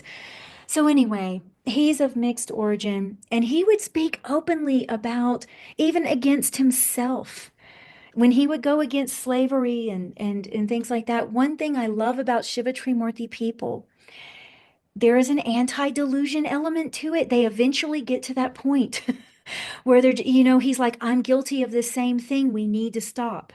He's not covering for himself like Brahma. Brahma will make infinite justifications. I did this because of this. Oh, it's your fault. I didn't do. No, Shiva's like, I did it too. If you have someone that's just flatly humble in that way, where they're just like, look, whatever it is, I made the same mistake, many times you're going to see Shiva Trimurti behind it. And they might even be a little ferocious because they are able to accept their own fate. Because he was able to accept his own fate based on whatever he said, I think he just spoke out. Now, another thing I just will highlight before we move to the next chart, he had a very harsh way of dealing with slavery, which actually, I'm not going to argue with that. But one thing about Shiva Trimurti that they have to be very careful with is that the punishment is sometimes more severe than what the crime was. I'm not now in slavery, I'm not saying that's the case. But in some cases, it's like if the person punches you, you stab them. Like Shiva is going to, like the punishment is like, it's like one country provokes another, and then that other country goes and just drops a nuclear bomb. And we have evidence of this. Actually, Truman did this to Japan. Exactly when the sun transited Ashlesha, Shiva Trimurti Nakshatra over his Mongol. So this is, the punishment is so severe. If any of you have seen Game of Thrones, the Dragon Queen, she goes and frees and liberates all these people from slavery. But by the end of the series, I don't want to spoil it for anyone, it's just she's seen so much human cruelty that her punishment that she ends up dealing out is almost, it's just becomes extreme, even though she does all this great things to free people and liberate people. Okay, so we have another person who's really influenced the minds of others. Anyone know the book 1984? The famous book Big Brother, like surveillance state, pointing out to totalitarianism, dictators, things like this. A fictional book, but it's kind of ingrained in many scholars' hearts. Scholars study this fictional book. So again, Ardra being a brilliant, now see, you notice he's second pada. He's not playing in a ghoul film or something. He's more involved in politics. Second pada is Makara.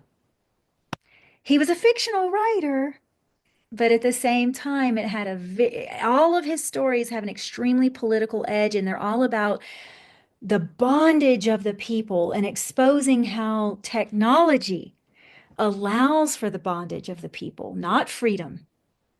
Guys, you don't have privacy anymore. So he was addressing this stuff before it was even an issue. I mean, before it was really, so this is the kind of futurism that Rahu is capable of. Like when you see these great scientists coming out of Rahu moon conjunctions, Rahu sun conjunctions, a lot of these great people who will die and take a bullet, too, for this kind of activism. Okay. Injury to the body. Shiva is Vaidyanath. And as Togi was saying, Lord Shiva has the belt of all these different roots and herbs and things like that. One of the karma phalas, or the actual phalam, or the fruit of Ardra, physical. I keep telling people nakshatras are physical. They're not just psychological. It actually is what is going to be born into your life. It is one of the number one nakshatras for sports injuries and injuries. Not death so much, not the person experiencing. So don't be afraid, but there might be people listening who are like, why do I have so many health problems? Or why have I injured my body so many times? Okay, Ardra Nakshatra has that odd kind of fruit. One speculation, and there's some esoteric things, I don't have time to explain it today.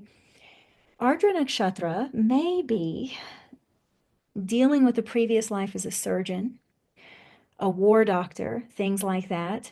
You don't know what you collect as a shaman, so to speak, as a healer, when you're associated with so much illness, when you're a Vaidya. That is why in the old days they said, do not charge or do not turn anyone away because of money when you're a healer. This is a grave sin, actually. All of our countries are doing it. But it was considered a very bad sin to turn a sick person away if you were a doctor. And it was even considered such a sin that on the battlefield in ancient India, the Vaidyas had to treat the enemy too. They were obligated to treat the enemy. So what if you're a war doctor and you don't treat the enemy? What happens? We don't know. We don't know how karma is working. Only Mahakal knows. So then we have to just say there's something with this star and the injury to the body and the previous life karmas related to it. And also it could just be the association with illness. However, I have to say, don't take this as a curse. The people under this star are very resilient. And many times they're led to being a healer because of the injuries to their body and because of the illnesses they've gone through, or they're led to Jyotish, or they're led to Mantra Shastra, or they're led to something else because they've had to face death somehow, or they've had to face an injury. It's very interesting. They've been humbled. So Lord Shiva, whatever he's doing with the body of an Ardra person is kind of fascinating to me. Vaidyanath Ashtakam is very good if you've had this. Vaidyanath Ashtakam is very beautiful. You can do it 9 times a day for each graha too. As a Jyotishi, maybe you should consider doing that out of compassion before you read for people, because one major form of suffering is through the body. And anyway, dealing with the body is somehow here, and this can go into Yoga Shastra as well. The people may be a great yogi. They could be, dealing with all of these things. You have to think about anything that you're doing through the body. And once again, Ayurveda too, medical doctors, things like that. Oh, I think that's the end. And to Togi's point before I close here, one thing I just wanted to mention is that, Togi and I were talking about maybe bringing forward more things about the trees and all of that. Well, I don't know if any of you have gardened, but when you pull up a weed or you pull up a plant, have you noticed it literally looks like your nervous system? It actually looks like you're pulling a spinal column out of the ground. I'm just saying it. Look, we have to eat something. I'm not being ridiculous here, but to not understand that other things may feel like, what do the trees feel when you rip them up, or they've discovered that they communicate with their roots. So if you hurt one, they tell the others. So they do feel pain. Anyway, I just want to say that because I think we should all be more aware that other things feel pain, not just humans. Yeah. Okay. Plant more trees, plant forests, plant trees, take care of them. Yeah, take care of them. Yeah. I don't even like weeding, honestly, but yeah. Okay.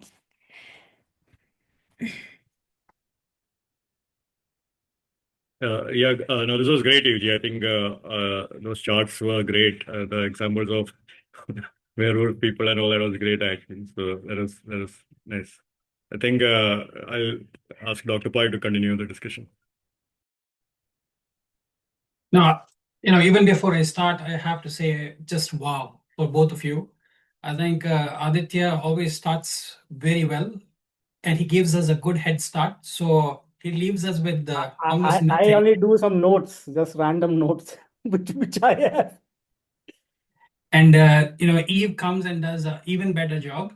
She comes and she fills in some of the gaps that he has brought in. He's brought in some new concepts. And I'm like, what is left for us? Me and Santhip, some breadcrumbs will be left for us to discuss about this star. So you've done fantastically well.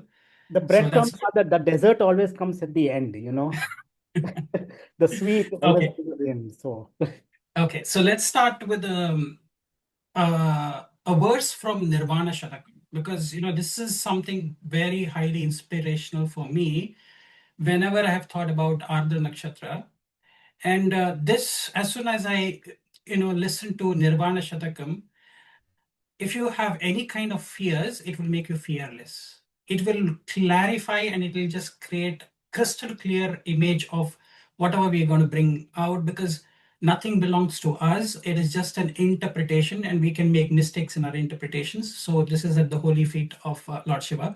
And who else other than Adi Shankara, Sri Adi Shankaracharya was also supposed to have born in Ardra, the auspiciousness of that star. So he's the composer of the Nirvana Shatakam. And I just wanted to share just one small verse from Nirvana Shatakam. If you can, let me.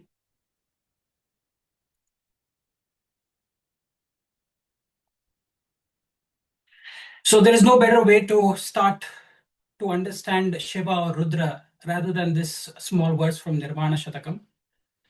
Na punyam, na papam, na saukyam, na dukkham, na mantro, na tirtam, na veda, na yagnaha, aham bhojanam naiva bhojyam na bhokta, chidananda rupa, shivoham shivoham, chidananda rupa, shivoham shivoham. So if you look at the beautiful translation of this, I am not attached to any righteousness or sin. I have neither pleasure nor sorrow. I have no need for any mantra. I have no need for pilgrimages. I have no need for any sacred scriptures, nor will I perform any sacred rituals. I'm neither the subject, nor the object, nor the doer. I am a fortunate, joyful, supreme being, as the emblem of truth, knowledge, and eternal bliss. I am the self spiritual joy of pure consciousness of Shiva. Shivoham, Shivoham. So, with this, let me just share some of my insights that I have from this nakshatra. As I said, even if you understand this Nirvana Shatakam, you will be so, you will have tears coming from your eyes. You will be in such reverence to understand even Rudra. Now, whenever we have talked about all of this principle, I want to say in my representation and my understanding of Ardra, Ardra is Ardhanareshwara before the split. It is Gemini, is the sign. Ardra is the nuclear fission. So anything that you can conceptualize what was this universe even before it would have started, where did it start? What did it start with? So I feel this is anything that you have to let go from yourself, from nothingness. If something has to be created from nothingness, then that is Ardra. And that is why, like Evji mentioned, the Astotri system, the seed nakshatra for the Astotri system to start is Ardra.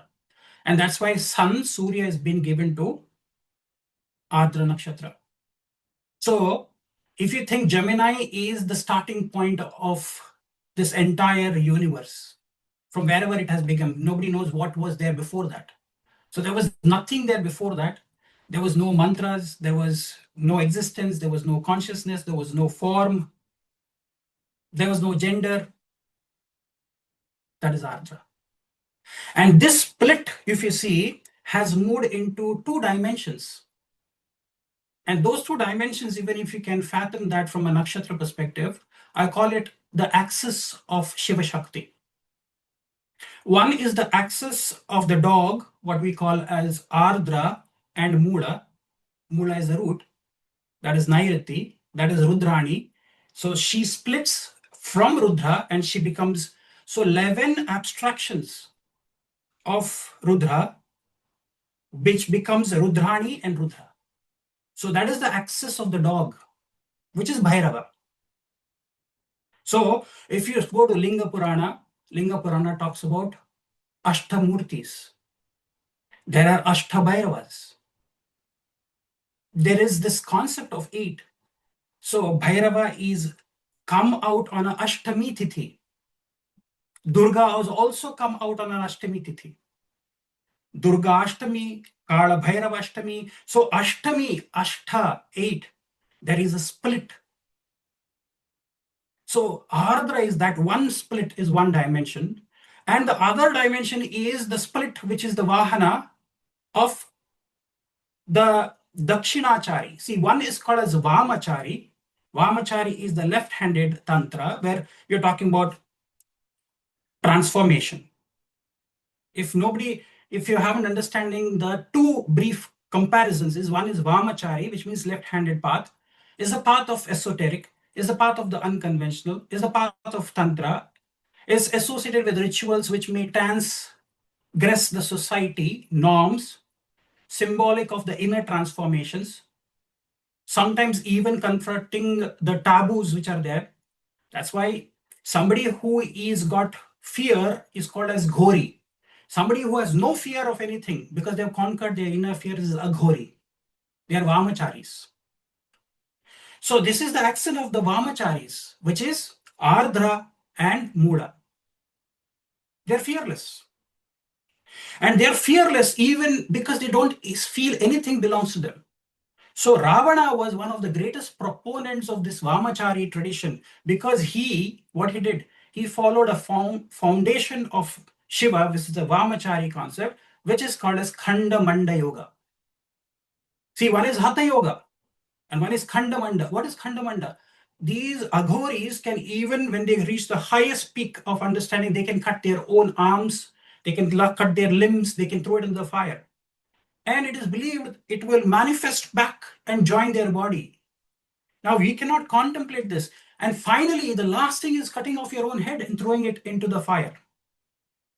Ravana was supposed to have done that kind of yoga, which is the Vamachari, which is the axis of Ardra. That's why we see the Vamacharis are, Evji was talking about rebellion, reformation, then disruptors, catalyst. And we say these are mental catharsis. All of these are associated with the Vamachari axis. The other axis is the Dakshinachari, which means the right-handed path. This is orthodoxy. This is the conservative. This is the traditional. This is aligned to the Vedic principles, which is the Agama Shastras. And that is the axis which, there are two Pashupatya nakshatras, which Evji also said. One is the Pashupatya nakshatras is Ardra, which is Rahu's nakshatra in Vimshotri Dasha. The other is Uttara Falguni. So Uttara Falguni and Uttara Bhadrapada is the axis of the bull, which is Nandi. That is the Dakshinachari. So you can see they are in the axis, they are like almost perpendicular. If you draw a line in the space, one is the axis of the dog, the other is the axis of Nandi, the bull, the Dakshinachari. You can see how even their sons are split with the same thing. One is called as Deva Senapati, who is Mangala, which is Skanda, Subramanya. And the other is the Gana Senadipati, which means he is the lord of the Ganas, the Bhuta Ganas, the lower dimensional spirits. He controls them. That's why he sits on the axis of his parents. He's closer with his parents, which is, Rudra and Rudrani, Durga and Shakti and Shakta. Are you understanding? This is something which is very significant. This is what I say. If you understand Ardra, it is the axis of entering into this portal of Mrityu Loka. Because it's 3. Remember, 3 and 8, our entry and our exit. 8 from 8. 8 bhava from 8 bhava. Bhavad bhavam of 8 is 3rd. Do you understand? It's a cycle. We are coming back into this cycle. So this is your entry point. So if you understand this portal dimensions that I was looking at, the next thing that I wanted to talk about is the Ekadasha Rudras. See, why I say this is the axis of entry. If you look at, let me share. Even if you look at the Muhurta system also starts with the first Muhurta of your day is Ardra Nakshatra, which is Rudra.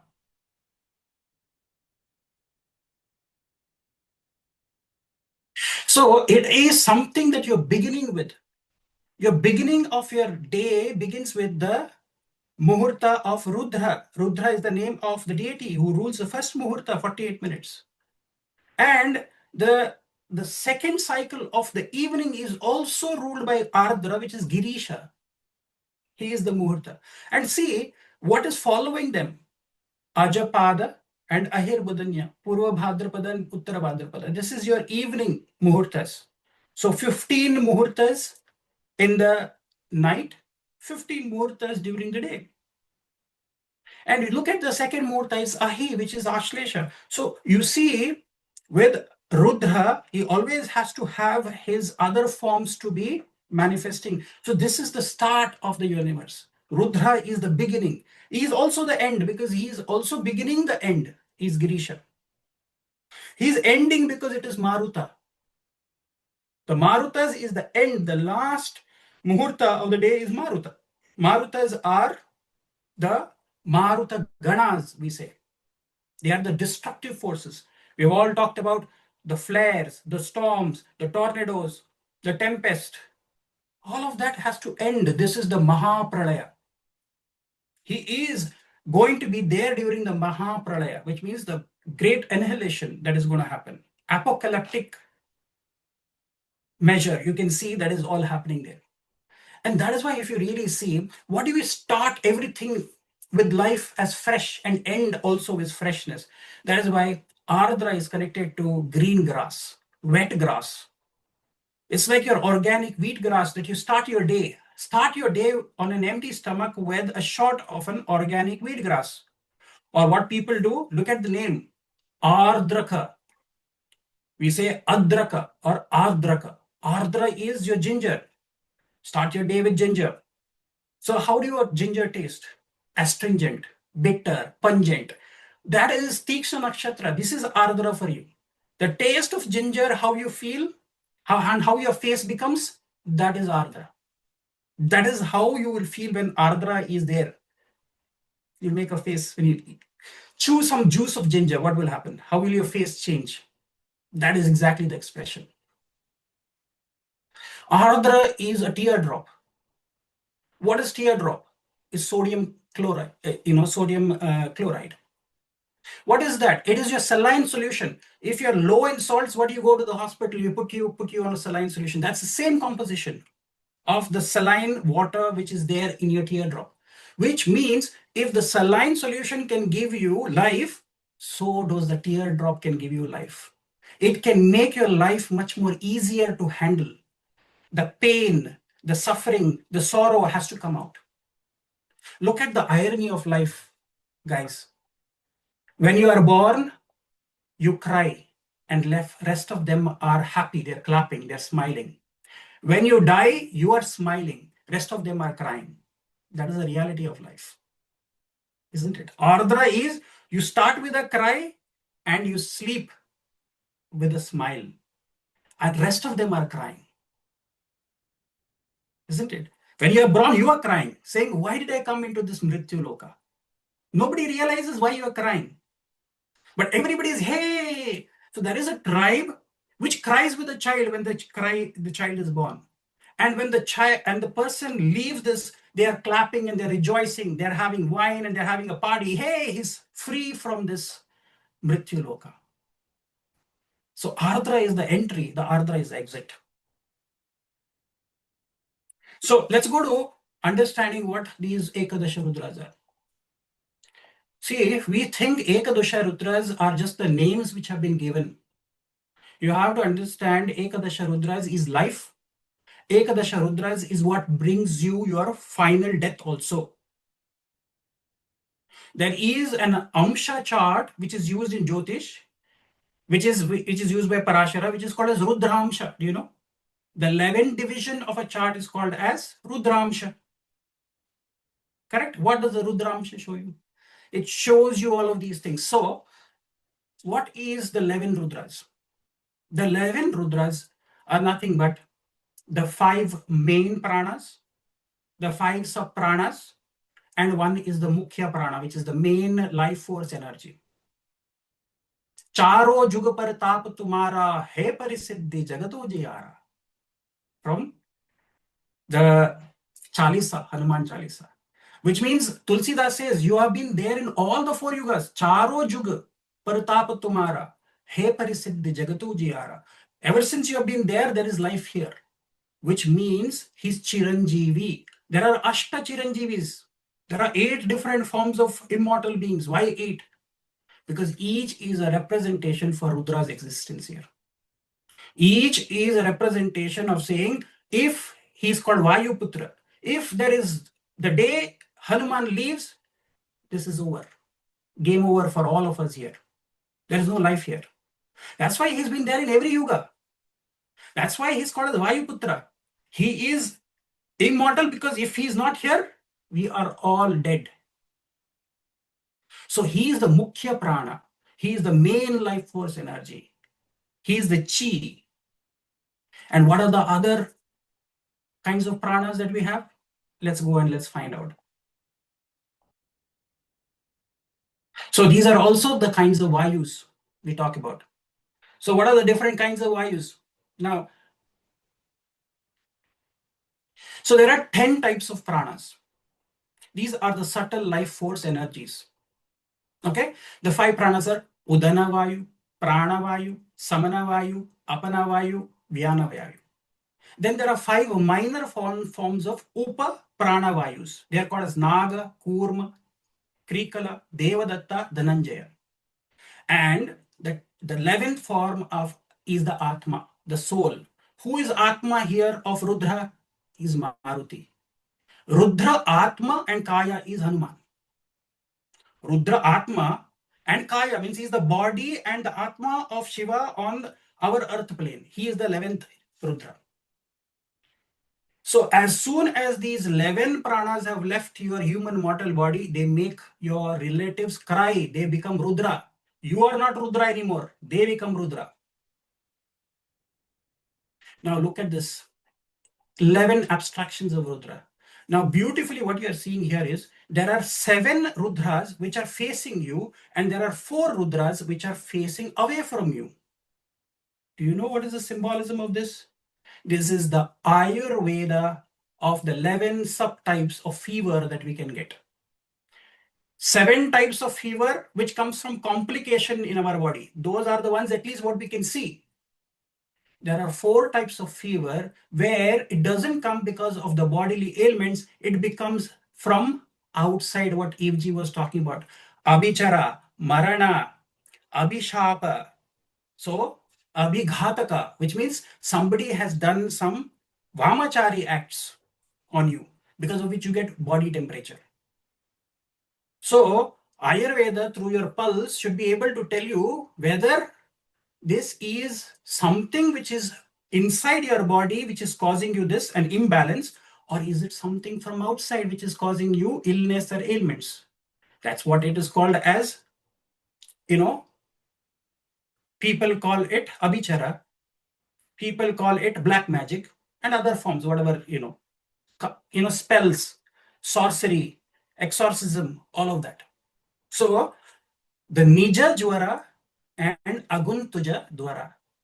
So these are the 11 Rudras, are the 11 different forms of fever that we can get and which can bring us death. Certain fevers are not within our body, it's external forces. Some are internal forces. What is internal forces, do you know? Which graha causes the internal forces to create? The fire and the heat within your body is Ketu. The fire that is seen visibly outside your body is Mars. Your anger can be seen. Ketu's anger cannot be seen. Ketu's anger is deep inside. It is indoctrinated within you. It is also the spirit world. The other world that we do not know, that is the Bhutaganas, the world which comes from the other dimension. So now do you understand the clear differentiation between the 11 Rudras? Okay. Now I think already Aditya has touched upon this. He's talked about Arudra Darshanam. What is Arudra Darshanam? That Aditya has already said, it is the waxing moon, it's the full moon when it happens in Ardra Nakshatra. It's a full moon, which means sun is in Sagittarius. Moon is in Ardra Nakshatra. But where is this visualized? What is Ardra Darshanam? Do you know where Ardra Darshanam happens is the most popular? It is in Chidambaram. Chidambaram. You know what is Chidambaram? There is an open, it's called Chidambaram Rahasya, is the secret. They open a curtain and you can see there is nothingness. That nothingness, that Akash Tattva itself is what we are trying to build the consciousness. So if you can realize this principle, you are actually connecting not only astronomically, astrologically, metaphysically, geometrically, and there are rituals which you are connecting. That is the importance of this Ardra Darshanam. How many of them will know about this? So this is your internal illusions to be destroyed, the Maya. Who came with the Vishnu when he came in Krishna's form? Mahamaya was born with him. She was called as Vishnu Durga. To protect Krishna, she took birth. She was the girl child who, when Kamsa came saying that there was a child born, where is that child? Show me, where is that child? She sees a girl child and he starts laughing. They said, The 8th child will be the killer of me. This is a female. So she grabs it and wants to fling it to the wall and crush. She flies from his hand, and there is a Akashwani, there is a prophecy saying that the child who's going to be a killer is already born. So to kill that, you need that Mahamaya. Mahamaya to do Ardra Darshanam. If you have this moon, if you observe, you will see its alignment of the moon with the Betelgeuse. It is heralding of the storm of consciousness. It is the calm that comes after the storm. What is happening here astrologically? See, it is in the star, it's in the star of Rahu, and it is in the Rashi of Mercury. It's that axis, which is Gemini. So it's a karmic storm. It's mental catharsis. It's a divine intervention that is going to happen through, because it's signifying a cosmic synchronicity. Deep karmic pathways and emotional storms have to be cleared. Okay, so this is usually done through 7 koshas, 7 stories of gopurams, spiritual levels of realization. It's a self-realization process. So metaphysical is Shiva's Tandava.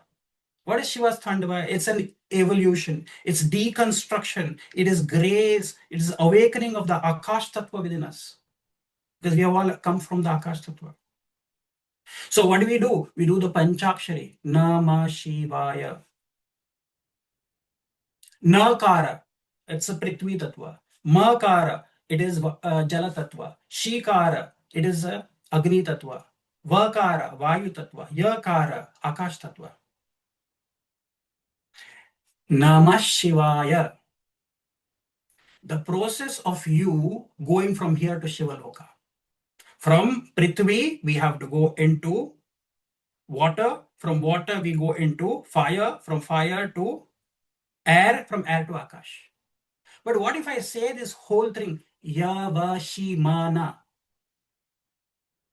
Our mana, which has never existed, is Yava, which we are coming back here. From Akash Tattva coming back. Yavashimana. Nama Shivaya. So this is your mystical rhythm of time and transcendence. That is the significance of this nakshatra. Anyway, I had a few more slides. I don't know whether I should be sharing this, because what I wanted to talk about this nakshatra is its association also. I don't know how much time do we have, because I don't want to keep Santhip waiting. I think he'll fall asleep. We have been almost how many hours since we started? No worries. No, please finish your thoughts, Dr. Pai. That'd be great. Okay, now I want to say something. 2.5 hours. We have another 2.5. No problem. Okay, I will just share this one point that I want to quickly. I'll make this point because this is very important from what is happening right now and what is happening. You'll have to see patterns. Everybody looks at planets, looks at a chart, and they see they can predict. Can you really predict? Because you have not caught the cycles.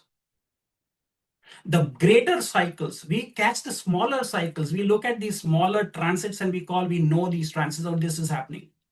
But we have not seen the evolution. This is a big cycle that is happening. There are many such minor cycles that are happening. See, there is a story, and this is something that I want to bring out, because whenever the stars and these planets conspire, they don't conspire just because there is Ardra. They always conspire in a group. It's 3 nakshatras and 3 planets are conspiring to create a big event. We think it is just Saturn has moved into Pisces and now this is all happening because is it Saturn? Oh, is it Rahu? Rahu is going to move here and there. And then those are the usual suspects, Saturn and Rahu, Ketu, Mars. But there is one big suspect that everybody doesn't pay attention to. When is Guru going to transit? Guru. Guru can give you generational slaps. He can bring you transformations beyond you can even imagine. And he conspires with these players, and you don't know. When he gives you a slap, the world and the globe watches in fear. Now, I think when somebody like me says this, everybody says this guy has gone bonkers. I will show you with facts what Guru can do. And he conspires with these Tikshna nakshatras and Ugra nakshatras. And he will use his players. And he will give you something. Because the biggest trait of Ardra is what we have not discussed. You know what is the biggest trait? Purification and cleansing. Cleansing of humanity. Unfortunate, it is about deaths. It's about things that we can't even imagine. And who plays with him? It's a Jupiter. Now I'll show you some data points which will, you will not be able to even think about what I'm trying to say. This is called as the nature of, now Aditya can bring this up in an astronomical way. It is called Atichari. Atichari means super fast. When Jupiter usually takes 12 to 13 months to go through one zodiac sign, what if it goes through in 6 to 8 months? And then you see it's going to give you a tight slap when Ardra is playing some role there. Okay, let me go and show you very quickly, and then I know everybody is waiting to hear what Santhip has to say, because he always brings the magical stuff in the end. Okay, just for food for thought. Just think about this, guys. This is not what I'm saying, but think about it. Brahaspati was Atichari between 1942 to 1945. Especially this is the time period when Jupiter accelerated motion created World War II. Okay, now when I say Atichari, I just want to show you guys what I mean by Atichari. Okay, let's go to the, and you will also see some great individuals born during this time also. Okay, now look at this. This is, can you see here? This is the speed of the Graha Guru. Keep an eye here. If it crosses 200%, it is Atichari. If it crosses 200%. Now what happened? This is when we know it started somewhere around 2018. You can see, can you see here? This is when the seed of COVID-19 spread. Nobody knew about it. The world didn't know. 2018 September onwards. 15. Can you see? What is the percentage here? 197%. And every day you see it starts increasing. Now you go to 19. Can you see 205%? From then onwards it started. And by the time we knew it has spread, it was, you see, it has been January, February. Everybody only world news only about the COVID-19. That was Atichari. Can you see here? Okay, this is something you will have to keep an eye on. Now, let me show you the data points. The next Atichari is 1947. Not a love story. I'm not talking about a 1947, a love story. It is what happened with Jupiter's Atichari nature. End of British colonial rule and partition. Just a month after 15th August, we were independent.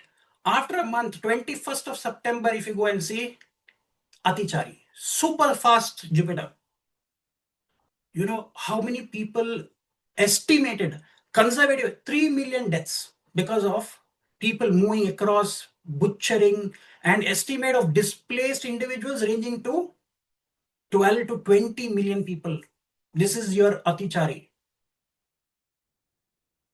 I can show you. If you see just at the Independence Day, let's go to the India's Independence Day chart. This is your independence chart. Okay. What are you saying? This is 15th August. Now look at the percentage of Guru here. What is the percentage of Guru? Everything looks good. 100%. Let me make it. What's happened next? Just a month. September. How much is it? Guru. 185%. When I make it 22, can you see? 200%. Make it 25, 205%. Destructions, people are moving, people are getting butchered, people are displaced, people are a country which was a devastation. Millions. You're not talking about a few people dying. We're talking about millions of people. So as the Atichari nature becomes higher, you have to know, but what was happening? It was not just Jupiter's Atichari will not create it. You have to know what has happened in the independence chart. Where is Rahu? You can see we'll go back. 8th of the seed. Can you see the seed? Ardra Nakshatra. Mangal in Ardra.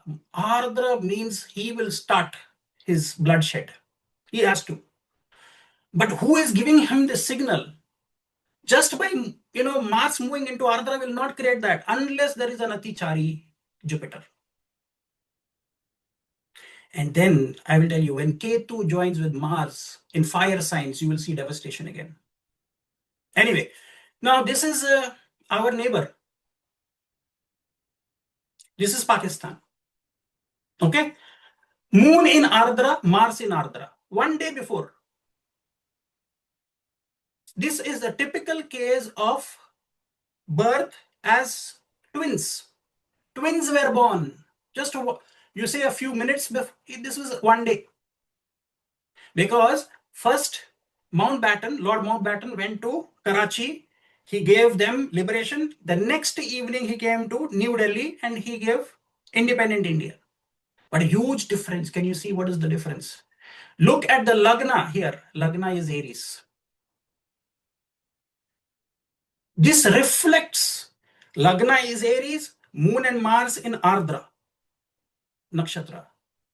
In the third, India's independence chart, Rahu in the first, Mars in the second house, which is a Maraka Lord sitting in a Maraka Sthana. Are you understanding? Ketu's dispositor is sitting in the second house. Look, huge difference. And Pushya Nakshatra. One is Ardra, other is Pushya. Pushya. Both have the same Atmakaraka Surya. They have been split by the royal king, who was the queen at the moment, Queen Victoria. Atmakaraka Surya. Ashlesha Nakshatra looted our country. Now, why I was bringing this up? Now, if you really look at this, you will understand what I was trying to hint at. Look at this is the national animal of Pakistan, which is called as Markor. Markor is a Persian name, which is a mountain goat with, look at this. Markor means a screwed horn. Markor is a Persian name for a serpent, twisted serpent, because look at the horn. This is the sign of the Inter-Services Intelligence ISI of Pakistan. Look. Now for this goat, what is our equivalent? 3 lions. This is our research and analysis wing, R&AW.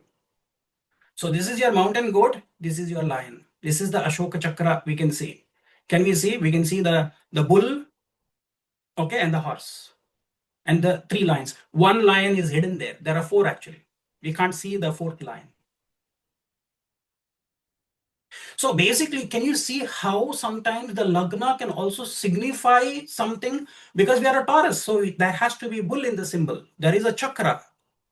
There is a wheel. There is a horse. And there are 4 lions. And what is there? Their thing is a goat, which is the screw horn. This is a dying species. We need to protect this. They are also Aries Lagna, right? That's why I said it's a Aries Lagna is a goat. It's a mountain goat. This is a mountain goat which is there in the Karakum and that their mountainous areas, the Khyber Pakhtunkhwa and other areas. This is a very rare goat, but we need to protect this goat. But did you see how sometimes our countries will also show us these kind of things? So let's go back. Unfortunately, guys, what I am seeing now, we have seen. This is the final thing. I will wrap up. This is not about fear mongering, but we need to really see the patterns. Now, Jupiter is also Atichari. From 4th of April 2025, and it will be Atichari for a very long period of time. I don't know what to predict. It's never happened. So we have been small periods. We have had 2019, 2021. We have seen short-term Atichari phases of Jupiter. What has happened? This is WHO's, conservative, approximately 7 million deaths because of COVID-19. This is a global pandemic. 4th of April, trade war begins. Donald Trump announces tariffs. Do you know what started before the World War II? Again, it was the tariff war. It was a trade war. Is this something as a precursor for something to come up? Then we have the Pahalgam attacks in April. We know how this has heated up. This is just the beginning of this Atichari. This is a very extended. I don't know what is going to happen. And then Whether I'll be around. Then he again signs up with the Bitcoin. Have you heard that news with Pakistan? I don't know. That's what I'm saying. I don't know what is to unfold in the next. This is not fear mongering, guys. This is science. We need to study them. We need to see if there has something happened in the past. This was probably Jupiter was Atichari during the Mahabharata war also. Do you know Mahabharata war probably was one of the greatest? And can you imagine indirect, direct, estimated thing which is from the internet? 70 to 85 million people killed in the Second World War. 75 to 85 million. That Dr. was almost. This is, in the classes that I'm doing right now, we talk a lot about Jupiter.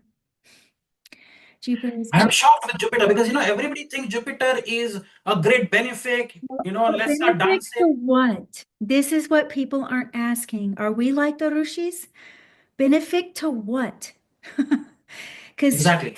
but like my students all know. Oh, it might be benefic for Mother Earth, Yeah. who we are already exploiting so much. I mean, he's the Lord of Pisces with, Meena. He's the final bhava. He's the Pralaya. yeah, Pralaya. yeah, he's a finishing one. And actually, Brahaspati in the old texts, like the Brahmanas and all of this, Brahaspati was not defeatable. He was undefeatable and he was worshipped for war. It's all over the text. Brahaspati is the #1 strategic mastermind behind getting the Asuras to waste their punya so that Indra or whoever can defeat them if Vishnu cannot help. He knows how, if you have desire, he can help you waste your punya. He's a trickster. Actually, he's #1 trickster. Even his avatar, Vaman, comes as a trick. He's not obvious as the other avatars. He comes and he tricks. Shukracharya has to say, hey, man, this Vishnu, don't do this. He's tricking. He even disguises himself as Shukracharya. When Shukracharya goes, Brahaspati is #1 in war strategy. And the #1 war strategy is actually to get you to waste your merit so that your spiritual immune system goes down. There's so many stories. I don't know if people are following the subtlety of that, but Brahaspati is the mastermind of that. So, and he's also the one that delivers you to Swargalok or to Patala, whatever. That's why he's behind death. He's the after-death state. So he's Akash Tattva. Shiva Swarodaya says Akash Tattva is extremely violent. He's the one who gives ideas to Indra, correct? Yes, And also, he's the one. He's the strategic mastermind. Yeah, if you know the Puranic story, he comes into Indraloka. Indra doesn't pay attention. He leaves and then he disappears. That is Atichari nature. And then the Devas fall. Asuras take over the heavens. Do you know this story? Yes, it's a great story. Students should know these stories. Why is that story? What is that story? That is Temperamental. Atichari. He's very temperamental. Exactly. And his nakshatras are all temperamental. They're all moody. Every single one are known to be temperamental. Oh yeah. They're heavy. And have you seen all his nakshatras are connected to cats? Oh yeah. They kill me. That's what they do. Lion. Yes. They are the cats. Now, just quickly, because you showed the chart of, both of you showed the chart of Ramanuja Ramanuja Srinivasa. Do you know one thing that I observe? Everybody will see other things. Look at Atichari. Can you see? He was born under A very short 246. life. He lived a very short life. Yeah. Exactly. Yes. Atichari, and it was Devi Namadri. She's called as Namagiri Devi as well, along with Ugra Narasimha. He is the god. If you have a Atichari Guru, only Ugra Narasimha can pacify that energy. So she used to come into his sleep and give him those complex mathematical theorems. People were zapped. He's like, how do you come with so complex mathematical solutions? He says, it is my Devi, it's not me. That means that Atichari Guru can really make you a phenomenal genius. When you have one. Look, I don't say this person is a genius, but you can see, same year, there are two other US presidents who are born. Bill Clinton, George W. Bush Jr., okay, was born, and even Donald Trump, all born in 1946. But who has an Atichari Guru? Bill Clinton, 191%. What is it with that year, 1946? Tell me. Why are three US presidents born in the same year of 1946? Bill Clinton, George W. Bush Jr., and Donald Trump. Atichari Guru can give you some phenomenal people, mind-blowing people, but they are like volatile. They are like a nuclear fission. They can explode any time, or they can channelize that Guru's energy, and it is Ardra, which is, if you are understanding who can control that Ardra, only Ugra Narasimha or Sharaba. Even Ugra Narasimha couldn't be controlled. Who controlled Ugra Narasimha? Sharaba. Sharaba is the fierce form of Rudra is Sharaba. Sharabeshwara. Have you heard of this? Very powerful. Anyway, this is for people who need to know about this Atichari. This is not about fear mongering, but watch out from 2025 to 2032. I don't know whether I will be there by 2032 to see what happened after that. If I survive, if you see the previous 40, 50, 70, 80 million, I don't know how many million will die, and I might be one of them. So let's all pray to Ugra Narasimha to stop anything that can happen or manifest. So he will not be full-time Atichari. He will be Atichari for a period, and you see what happens just after the period or before that period. Something devastation has to happen. Track it. And who will give you all the devastation? Rahu will give you, Mars and Ketu will give you. And every time you see, 9/11 happened. Rahu was in a air sign, Gemini. Ketu was in Mula with Mars, fire sign. Again, now what is happening? Rahu will come into a air sign of Aquarius. Ketu is coming into a fire sign. Mars is meeting it between 7th of June to 28th of July. Mars and Ketu will be in Leo. Rahu will be in an air sign. Shani in a water sign. Atichari Jupiter already. I'm not saying it's doomsday, but we have to be seeing these patterns. People have just gone, oh, I think for me, Jupiter has moved into Gemini. Hey, it's going to be a great time.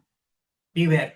Be, aware of these things. Anyway, this is not a class for fear mongering and transits or anything, but I just wanted to show you Ugra and Tikshna Nakshatras. Rahu is going through Purva Bhadrapada, Ugra Nakshatra. Okay. Ketu and Mars will also join in Leo, fire. Okay. Santhip, I think, sorry to keep you waiting for so long. I think I have taken a lot of your time. No, Dr. Bhai, that was great. I think that was brilliant. I think the link which you mentioned with the Ekadash Rudras and Pranas were amazing. So that was, thank you for sharing that. It was pretty amazing stuff. Actually. I think, I hope the aliens come by the time before Jupiter turns Atichari or something like that. So probably it could be aliens or AI. Probably AI can take over. Yeah. And aliens or the Terminator coming. So we can all stay and we can see the entire thing which is happening in the sky. When Pahalgam and incident and all happened on 22nd April, right? 22nd April, that was the day when Pahalgam incident happened. See how many planets were there in Purva Bhadrapada, and again, that's a Jupiter's nakshatra too. Aja Ekapada. And it's Akash. This Akash Tattva is Rahu, Venus, Saturn, all in Purva Bhadrapada. Mercury was in. So This whole year is like that. Started with fire. Started with. It's a very. it's a strange. 9. It's a Have you seen how many air-related casualties are happening? Like, yeah, Planes, yeah. planes. Akash Tattva again. We have our Akash Tattva again. Bhairava Ashtakam. The 8th verse has the Kashi Vasa Loka Punya Papa Shodakam Vibhum. So the purifier of both punya and pap. Like, get rid of all of it. So once again, freedom. Because if you have a bunch of punya, you're also not free.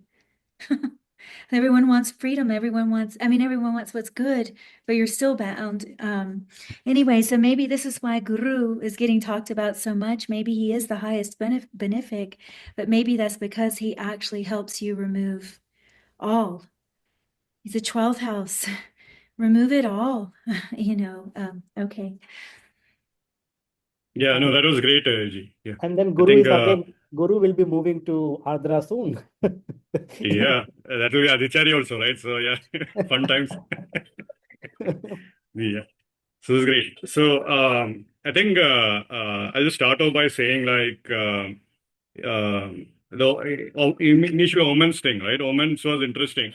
So like how you could see, someone new came in, someone was sharing a song. The song was very beautiful, like talking about playing holy in like a cremation ground, like, think about that, right? So like cremation ground is like a place where people die, people are burned off, bodies are burned off, but then you are having a good time there, right? So no one really thinks like that. So we are used to accustomed to like living a normal life, or what we call as a normal life, and then enjoying that. But then suddenly in a different location, different place, a disaster kind of place, you're playing that kind of song. That definitely captures the essence of Ardra in many ways. If you really understand that, look at it deeply, we are all destined to our death. So for the Agori or the Agori, the whole Vamachara practices can take you closer towards that. It requires you to practice meditation by the cremation ground and so forth. All that karma is definitely there. Of course, that can be a sampradaya thing, which is what Dr. Arjun Pai also mentioned about the Dakshinacharya Marga, which is like not a cremation ground Marga, right? So it's a very interesting contrast for sure, which is very fascinating as well. So, and definitely for an Ardha Nakshatra native, that feeling can be a real thing. So that's a very interesting omen of sorts. And the other thing I also want to share was that like how you could see the idea of naming actually. So I remember someone basically saying, as children, when we grow up as a young child, young baby or whatnot, like a small kid, we do not label anything. But then there comes a point where we start to label things actually. This is a bottle, this is a toy, stuff like that. So the act of labeling comes with its own kind of, delusion kind of thing. So then I came across some masters who would basically say, well, if you don't label it, if you just take it for what it is, a lot of problems are solved, So we do not label something as good or something as bad, or, you just go ahead with that. It's very interesting kind of thing actually.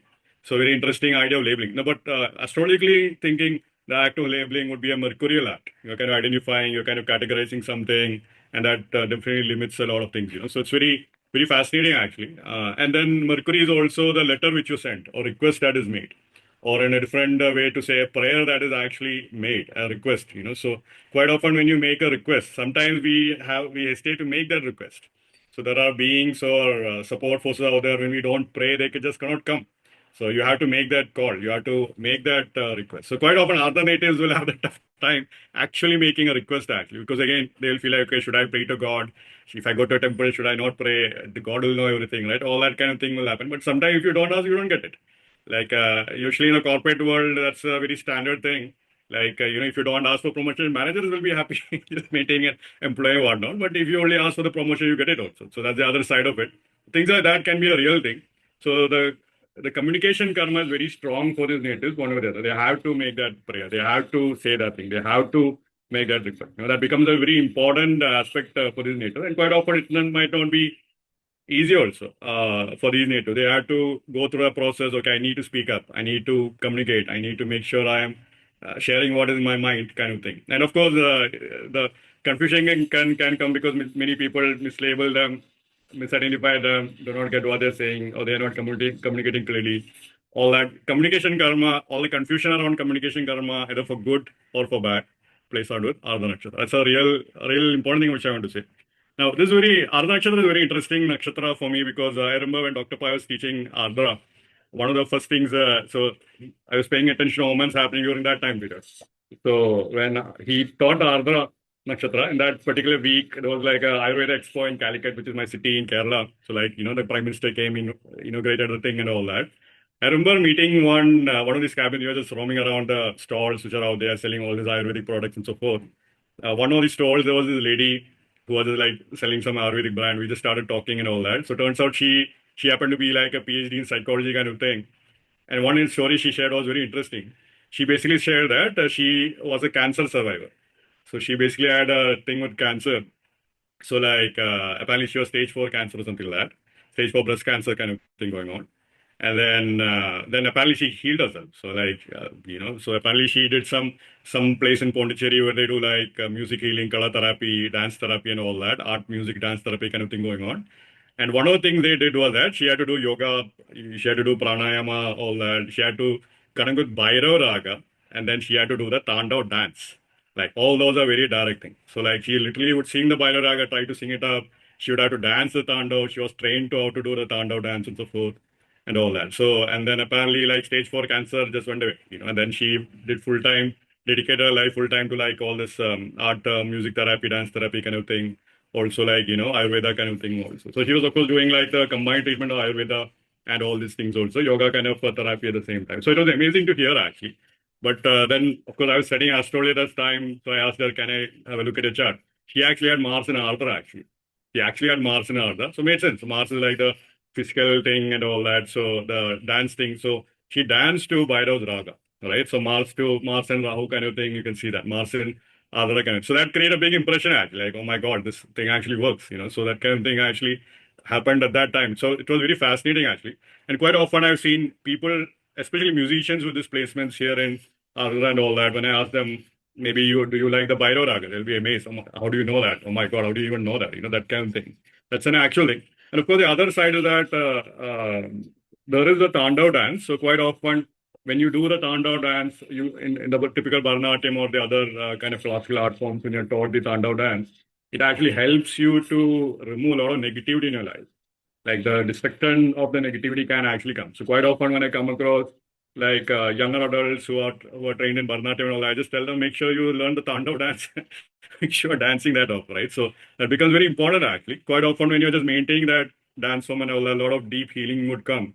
In fact, I once came across this information that there used to be a Vaidya in Kerala. Like this lady, she was an Ayurvedic Vaidya. Before she would actually administer the medicines, she would literally she would treat with the patients and all that, and they will be asked to come back in the evening, I'll give you the medicines then.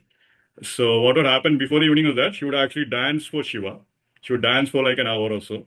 And after that, she would actually give the medicines. Now, the whole idea that you're inviting the blessing of Shiva through the dance, the medicines are now charged with the blessings of Shiva. And then you would give that particular medicine actually. So it was very fascinating actually. So again, you're seeing the Vaidyanath aspect, the dancing aspect, performing aspect, and so forth. So natural third house of the zodiac, which is Gemini, is definitely linked with the performers actually. So these are natural actors, dancers, musicians, all the performing artists you'll see. You might even see circus people also, people who are athletes, gymnasts, but performers, stuntsmen, all that category of Hollywood begins here.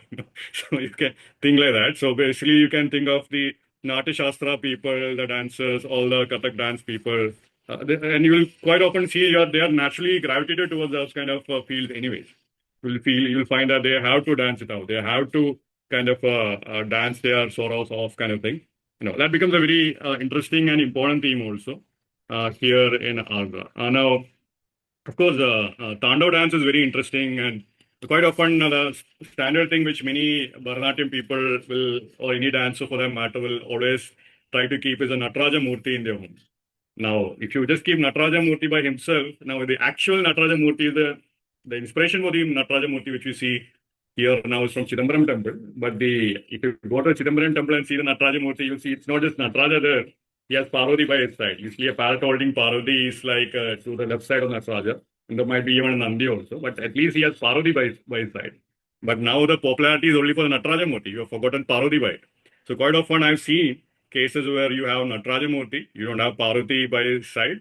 Only places where Nataraja Murti is there, okay, you just buy Shiva or this Shiva, Nataraja, let's just keep in the home as decor.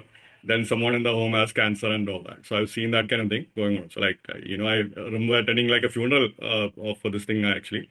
Things like so when if at all you get a Nataraja Murti, make sure you have the Parvati holding parrot beside also. It's very important. You can think about Shiva, Nataraja as the Venus, who's the dancer, who's enjoying life and all that. Parvati holding a parrot is like a Mercury actually. And here you're seeing the balance of Mercury-Venus energy in many ways actually. So Shiva at the Mercury level, Shiva at the Rajoguna level is basically what we are seeing in the Nataraja. Of course, the interesting thing about the Tandav itself is that there are, I think, 7 or 8 kinds of Tandav dance itself. So like Uma Tandav, which is just Parvati dancing. In between, the middle point is exactly the Ananda Tandav, which is more popular. Then you have the highest form in which it's Samhara Tandav, in which Parvati is no longer there, stuff like that. So there is it's a complete, there used to be a complete occult, esoteric, systems within the dancing system also. And quite often, many of these shamanic dances are also having those kind of qualities to it. You start off with something, and there might be a grading level that happens. And you get to the highest grade, it's a completely different quality which you are trying to access and so forth. So the energies you are trying to access is different. The consciousness states you are trying to maintain is different and things like that. So Tandav itself is very deep. So it's a very powerful thing. I believe there's one temple in Arizona, not Arizona, somewhere Midwest kind of thing where they have all the 8 Tandav Murtis kind of thing. Like they have that on their garden kind of thing going on. Very amazing thing to see. But that thing is very rare. Now, the other aspect which I want to highlight was that, of course, the Egadasha Rudras are 11 in number. The Maruts are famous gangsters, actually. So Maruts are very famous for like creating, disrupting and all that. So quite often you'll see Ardra Nakshatra natives will usually have a gang of friends or a gang of people or whatnot. They are the gang of disruptors. So quite often on the typical thing you see is a biker gang in the US or typical gangs in India and all that, you'll begin to see that particular aspect going on. So that is the one thing that we cautious of, not to fall for the wrong gang. So like, of course, there are, different cities will have their own gang wars happening. So very important not to get caught up in gang wars and all. This could be an actual thing. Like you're part of one gang, the other gang does not talk about it, right? That kind of thing going on in the simpler scale. Or like one gang wants the street or other gang is owning on the state, then you get into street wars or whatnot. All that drama can become a real thing for this native. So they need to be, make sure they're not falling for that. That becomes very important. The other thing I want to also highlight was definitely there is a natural link with weather for these natives because Maruts are the wind beings of wind as it's called. So that's a very interesting aspect. Marut is literally like a storm kind of thing, right? So you can think of, you can correct me if I'm wrong here. Maruts are beings of wind, or I believe they are a particular, Vayu kind of thing. They're a category of beings who are dominantly Vayu Tattva kind of thing. So, and that is linked with the wind and all that. So definitely a link with what Aditya was sharing about tornado and storms and all that becomes very relevant here. So quite often you will see these natives are very naturally drawn to these fantastic places where all the disaster weather things happen. They're just drawn to hurricanes, tornado, sports hit by tornado and hurricanes, that kind of thing. You'll see that a lot. Quite often they are also natural storm hunters because of that. They will hunt storms. What is the next storm happening? Let's go there, that kind of thing. So these are the people, like there's a fight happening, tsunami is coming, tsunami is going to hit the thing. Let's go and see how the tsunami is destroying the place, right? That kind of thing, actually. So you'll see that kind of natural tendency to be drawn to the disasters kind of thing for these natives, which they have to really watch out for. Usually when you're, of course, storms are very powerful in many ways. I'll talk about storms in a bit. Usually Shiva is also famous as a hunter. So quite often I've seen they can be drawn to hunting as an activity as well. So now there are forms of Shiva and goddess also, who's in the hunter forms. You have the Kirada Murti, Kirada Parvati, stuff like that. You have the Vanadurga, the goddess Durga residing in the forest. So these kind of forms can naturally come for this native because quite often they are drawn to places of nature. They're drawn to mountains. They're drawn to the wild. They're drawn to the forest. And these kind of gods and goddesses will be very normal. For instance, I remember one instance here in Kerala where an astrologer was basically telling someone, you need to find someone who's like, you need to get like a Kirada Shiva guy to Kiradamurti devotee to remove this affliction or whatnot in this particular chart or something. So stuff like that. So you, for some time, you need a wild thing to come and remove that Rahu affliction and so forth. As Dr. Pai is saying, the Abhichara yoga is done by someone from the wild. You need someone equally coming from the wild to remove it kind of thing for you also. So quite often these natives, one thing usually we find them is that they often might have karma shamans from a different community altogether. So like think about that, right? If you're coming from a pure Vedic Brahmanical system, then you're asked to go to the forest to talk to some tribesmen to remove your issues. So same thing might play out. Like if you're a Indian person, you might have to talk to like a Siberian shaman or a Native American shaman or whatnot, and that could work out also. So things like that could actually play out for these natives because of that. So this shamanic karma is a very strong thing. So quite often this is a very shamanic nakshatra. The path of a shaman is something they will have to walk, like the path of connecting with deeper aspects of reality, deeper aspects of nature and so forth. That becomes very important. Now, Gemini is a sign falling in the air sign, and air signs are usually linked with cities. So, and if you think about cities, one of the easiest way to travel in a city, usually a metro, the subway, the train, and all that. So you will quite often see the karma with trains and these metros and all that also with Ardra Nakshatra Network. So quite often I've seen omens of trains around Ardra, an Ardra Nakshatra talking, and natives talking, calling me when I'm in a train. Stuff. So you know it's a train thing. They carry that energy kind of thing going on. So it's one of those things also you'll be able to see. And the trains, if you think about it also, when USA was still like the lands that were historical USA, which was basically being conquered by the original, when it was still native and all that, it was a railroad that connected various parts of USA for a long time. And then that became a big thing and so forth and all that, right? So it's very fascinating to see the history of trains and link with trains and so forth also from that, like how trains or means of transport define a complete era of sorts. So that's one of those things you begin to see here. There is a famous railroad tycoons and all that was a big thing. It used to be a thing at some point in time. That kind of era you'll begin to see also. So that's the other aspect also to see. Now we'll get to storms actually. Storms are very fascinating because storms actually cool down the earth. And storms carry a lot of power also. In fact, many people try to avoid rain and storms, which Aditya said, like, why avoid storms and all that, but then very valid.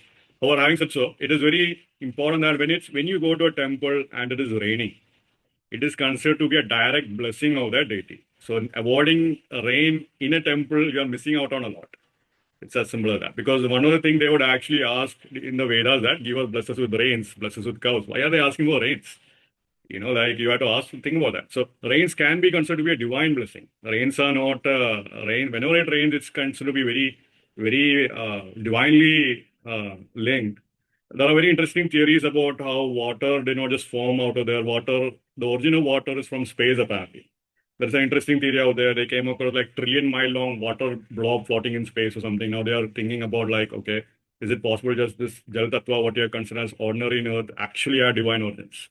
Is it possible that the water, the rainwater which is coming is actually divine by nature? So something to think about. And quite often you will see this as very directly linked with the omens also.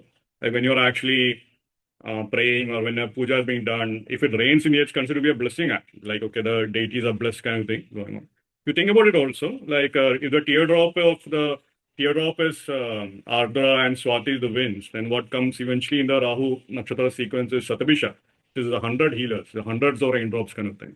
So that's the other way also you can think. So rains are very, very powerful. Rains are very extremely powerful. It carries occult power. And quite often you see that there is a lot of remedies in which they will say, in Ayurveda, for instance, when the first rain happens in Kerala and all that. So like you usually see there's something called as Nyatuvela. Nyatuvela translates to the rain that started during the monsoon day. The first nakshatra where the monsoon rain happens defines the entire rest of the thing. There's like a system there. And then quite often people also call out the Tiruvadira Nyatuvela, where the rain happens when sun is in Ardra Nakshatra. And most of the time, that is when the monsoon usually begins. Now, of course, changes and all that has happened. But sun, when it's in Ardra, that's when monsoon usually used to begin. And that used to be a very powerful time. Now, there's a interesting thing in Kerala where one of the plants that need this kind of like very dry, very drizzling kind of rain, that is almost persistent drizzling rain of sorts.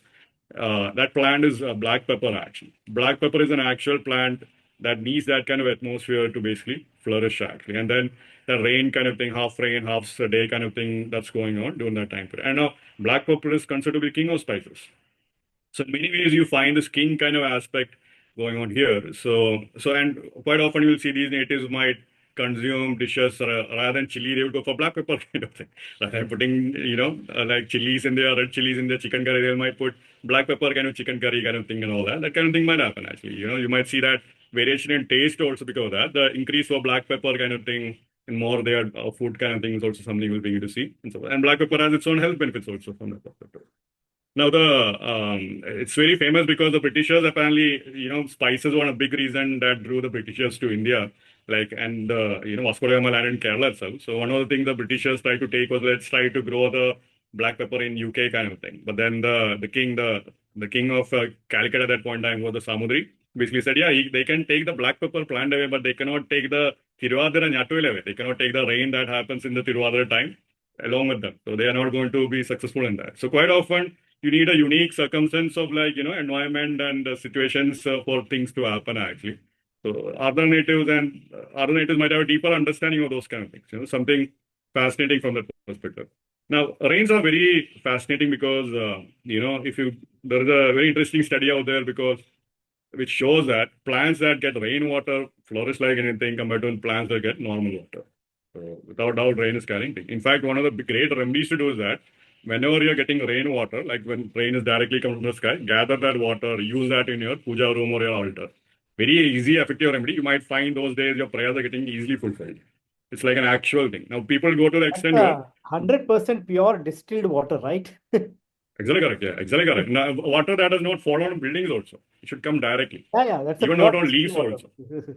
Yeah, exactly that. So there's a famous remedy where they say you can gather water in a Rahu Nakshatra, make any prayer that you might get the prayer answered. So you have no job, no money, get that Rahu filled water on the Rahu Nakshatra day because moon is on the Rahu Nakshatra day anyway. And then when you actually get that water, make a prayer, you can get a lot of remedies like that. It's a very interesting thing. But it's a fundamental principle. You can do it with any rainwater. That's a fundamental thing actually that needs to be recognized. Rainwater is divine. Very important thing to recognize actually. Now the other aspect is that when the rainwater falls, when the rainwater hits the ground, you get a fresh smell from the ground. That is a very divine. That's also equally thing. Now it's an actual thing. They call it as a petrichor. It's actually called as petrichor actually. I mentioned about this long time back also, but this petrichor is a very powerful thing. If you think about this, right, look at what Shiva did when Ganga was descending. So Ganga actually descended upon Shiva's head and then came to the Bhuloka, right? So wherever water is coming down upon the ground, whenever it's hitting the earth, it can be considered to be having that Shiva's kind of energy. It's a very powerful thing. And that particular fragrance, that particular Rahu energy There that was is an built up there. omen, Sandeep, there was an Yeah. omen. You were saying Ganga was descending. In the background, Jordan was descending. My brother. Jordan was exactly descending with that time. Yeah, exactly that. So yeah, very directly you can see that. So this definitely the descending thing. So whenever the rain hits the Bhumi thing, there's a direct Shiva-like effect. There's an auspicious energy you can gather, which is which is called a petrichor. Now, petrichor is very famous in India. You can get that. They make it's perfume, basically correct? They make that oil. exactly correct. They sell Exactly it. correct. It's Yeah. exactly correct. So it's famous in Kanauj actually. Kanauj, you can get Kanauj ka attar and all that. Kanauj is a standard thing. They actually make it into oil also. They get that layer of sand. They actually, get the perfume thing out of it. They make an oil out of it. It's a very direct thing.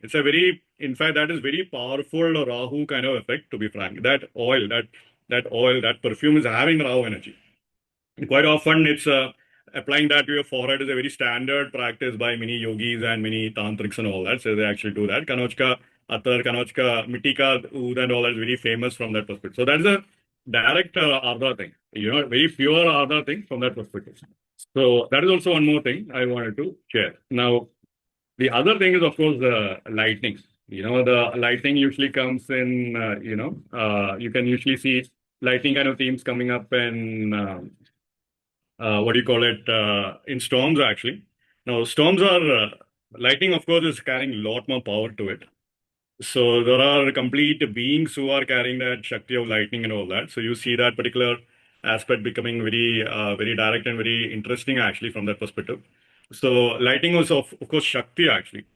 So quite often you begin to see that quite many times these natives like you actually have that particular Shakti aspect coming up. So they work towards Shakti, they work towards developing Shakti kind of thing a lot. You will see those kind of things happening a lot actually from that perspective. So now, of course, the Ardra Nakshatra native might come across a lot of Shakti oriented. There was, So sorry quite to often, interrupt, there was another omen. Ganga went yeah, back to heaven. yeah, It was great. descending, now Ganga has gone back. I was just kidding. Guys. Yeah, It's yeah, in yeah, the omen. exactly. So yeah, Jordan has gone back. right, right. Yeah, great. So let's see. So you can see the Shakta kind of concept here a lot. A third house is also the arm strength which you have, right? So the how strong are your arms kind of thing. You'll see that. And quite often you will see natives with and third house also interestingly the Mars is Karaka for third house as well. Mars is the courage, Mars is siblings. Your siblings give courage. Like you can see that particular aspect. Interestingly, Mars is also directly linked with Shakti. So how much power do you have? How much Shakti do you have? That's a Martian energetic thing actually. So you can see that particular thing going on. So when you maintain Shakti, the quest towards Shakti and all that also becomes an important thing for these Ardha Nakshatra natives. And Shakti is very powerful because lightning is in direct effect of storm. So quite often it's the storms in our life that gives us the power act. Like if you go back to your own life evaluation, you'll see it was the stormy times of your life that actually gave you the strength to overcome things that were coming away eventually. It becomes a very important aspect also. Now, however, having said so, in any typical storms, there are very powerful beings involved in that storm. That's the other thing that is going on. Quite often, what is like a normal rain or storms happening in the Bhuloka and Earth plane could be a real conversations between very powerful beings happening in other worlds. That kind of thing can also happen. And quite often, they say that quite often they say Nagas are very very strongly active in storms when the storm time is going on. So you know that Nagas are definitely completely electromagnetic beings. They definitely understand that energy a lot. Definitely, they're consuming a lot of energy during that time period. So Nagas are very strong. Dragons are very active during that time period. What I'm trying to say is that if a storm is happening, if you sit down and say any kind of prayers, that time is extremely powerful to do your prayers. And that's very direct. Many yogis, that's one of the reasons why they would go to forests where they could have those direct access to those storm energy and all that. Very standard thing actually, in mountains and all that, you can access that lighting kind of thing very quickly. Your prayers are getting energized more and so forth. This used to be a thing actually. And of course, the other thing is that if rainwater is divine, lightning is extremely intelligent. Why do I say that? There are stories of people, they get struck by lightning. The next day they are playing Mozart music and all that. Next day they're geniuses. So that's the other aspect. So what's going on front? So of course people are scared of lightning, like oh you will die or whatnot. But there are the other side of lightning also. So what's going on that front? So many times when you're getting a blessing from a Devi Devata, now if you go to watch any Hindi movie, any typical Bollywood movie, when you are interacting with a god in the temple, when you're making a prayer to a deity, background is always lightning and thunderstorms. So what's going on that front, right? So it makes you think. But it's an actual thing. That's what I'm saying. It's an actual thing. Actually. You might see the lightning might be hit you. You might get Shakti from a deity. A blessing from a deity sometimes can be lightning. Actually. I have no doubt about it. Of course, if it kills you, that's a different matter. But there can be a blessing thing also. But it can also happen. So something to know. Yogis are definitely not waiting. They are not hesitating and all that. But they are kind of being out there. Some yogis are like, yeah, give it to me, right? Let me see how can you stop me from getting my Devata and all that. That kind of thing is what normal yogis would do. So that's what they would do in typical thing also. So very interesting, very powerful thing also from that perspective. Now, because I didn't mention yogis and mountains and all that, and Shiva is directly linked with the mountains. So quite often you will see people are drawn to the mountains because of that. I think EG was mentioning Shiva was in the mountains and all that. So you'll see that kind of thing going on. So in India, of course, a lot of people, I've seen them multiple times, they'll actually go towards they'll go towards Himalayas and all that a lot. They'll actually be drawn towards Himalayas. They want to go for a hiking trip in Himalayas. They might hike the Himalayas and all that. And you'll see the Himalayan hiking thing will actually give them with other kind of blessing energy in many ways. That can also happen. So blessing of Shiva will be there actually. Shiva is residing in the Himalayas also from that perspective. So you can see that particular thing going. So it's a very important point.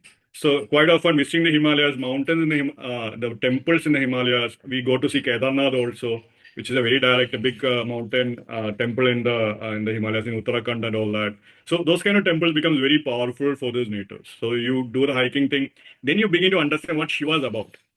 When you should go to that temple thing, you'll actually understand what Shiva is really about. Like you have to have that Shakti, build up your this thing and all that. Those kind of things can come. It becomes very, very interesting actually, very important.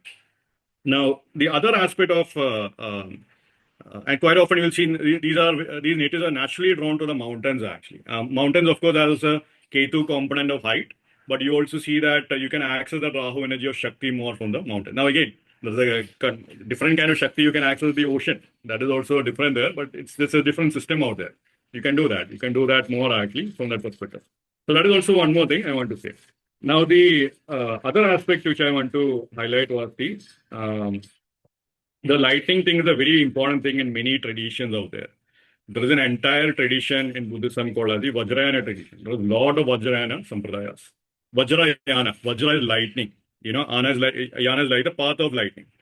So quite often you will see they are actually drawn to this lightning kind of margas. But the Shakti kind of margas kind of thing is directly involved. So a lot of Buddhist traditions you'll find like that. A lot of Shastra traditions you'll find like that. So drawn towards Shakti aspect becomes very strong for this native. At least they'll start by reading about it and they'll actually start to go about it kind of thing and so forth. That's a very, very important thing actually. It's very, very important from that perspective. So this Vajra kind of tradition. Now Vajra is basically the diamond body of course. That's what the whole concept is. Diamond body need not be like a, what do you call it, as an actual diamond being a body. It's, of course, it can, in the X-Men series, you have Wolverine having adamantine, which can be like a Vajra-like body, a body that is not being defeated. It's a very simple Hollywood depiction of sort. Many times it could actually be the lightning body actually. So we all have a lightning body. We might have a body which is having that. It's completely filled with a lightning energy in a different scale, which can be accessed. And that is what many of these traditions are trying to go towards, make you do the sadhana towards and so forth. And this becomes a real thing for many traditions actually. There are, of course, many Buddhist traditions that Buddhist practitioners dedicate their lives to attain the rainbow body. Same thing also happens in many Shakta traditions. They want to attain the body of the Devata, or they want to infuse themselves with the enlightenment and all that. That kind of thing you see in a big way.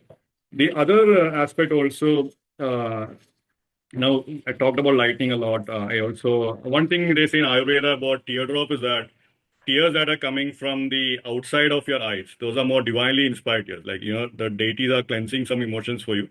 It's a divine thing. So you're getting the joy of accessing divine energy. But tears that are coming from inside is more like your own emotional thing being cleansed. So that's also something you're beginning to see going on. So that's the other aspect. Of course, tears in the middle of the eyes usually means somewhere in between kind of thing. There's some help, but you also have to cleanse or process your own inner emotions also. That is also one of the things you see from that perspective. Now, of course, here when you're talking about Rudra or the teardrops, talking about Rudraksha or the actual teardrops of Shiva, Rudraksha, the seeds which are considered to be the teardrops of Shiva becomes very important. So,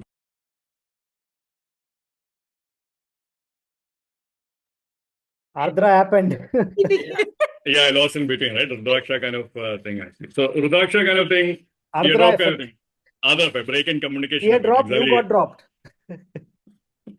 Exactly that.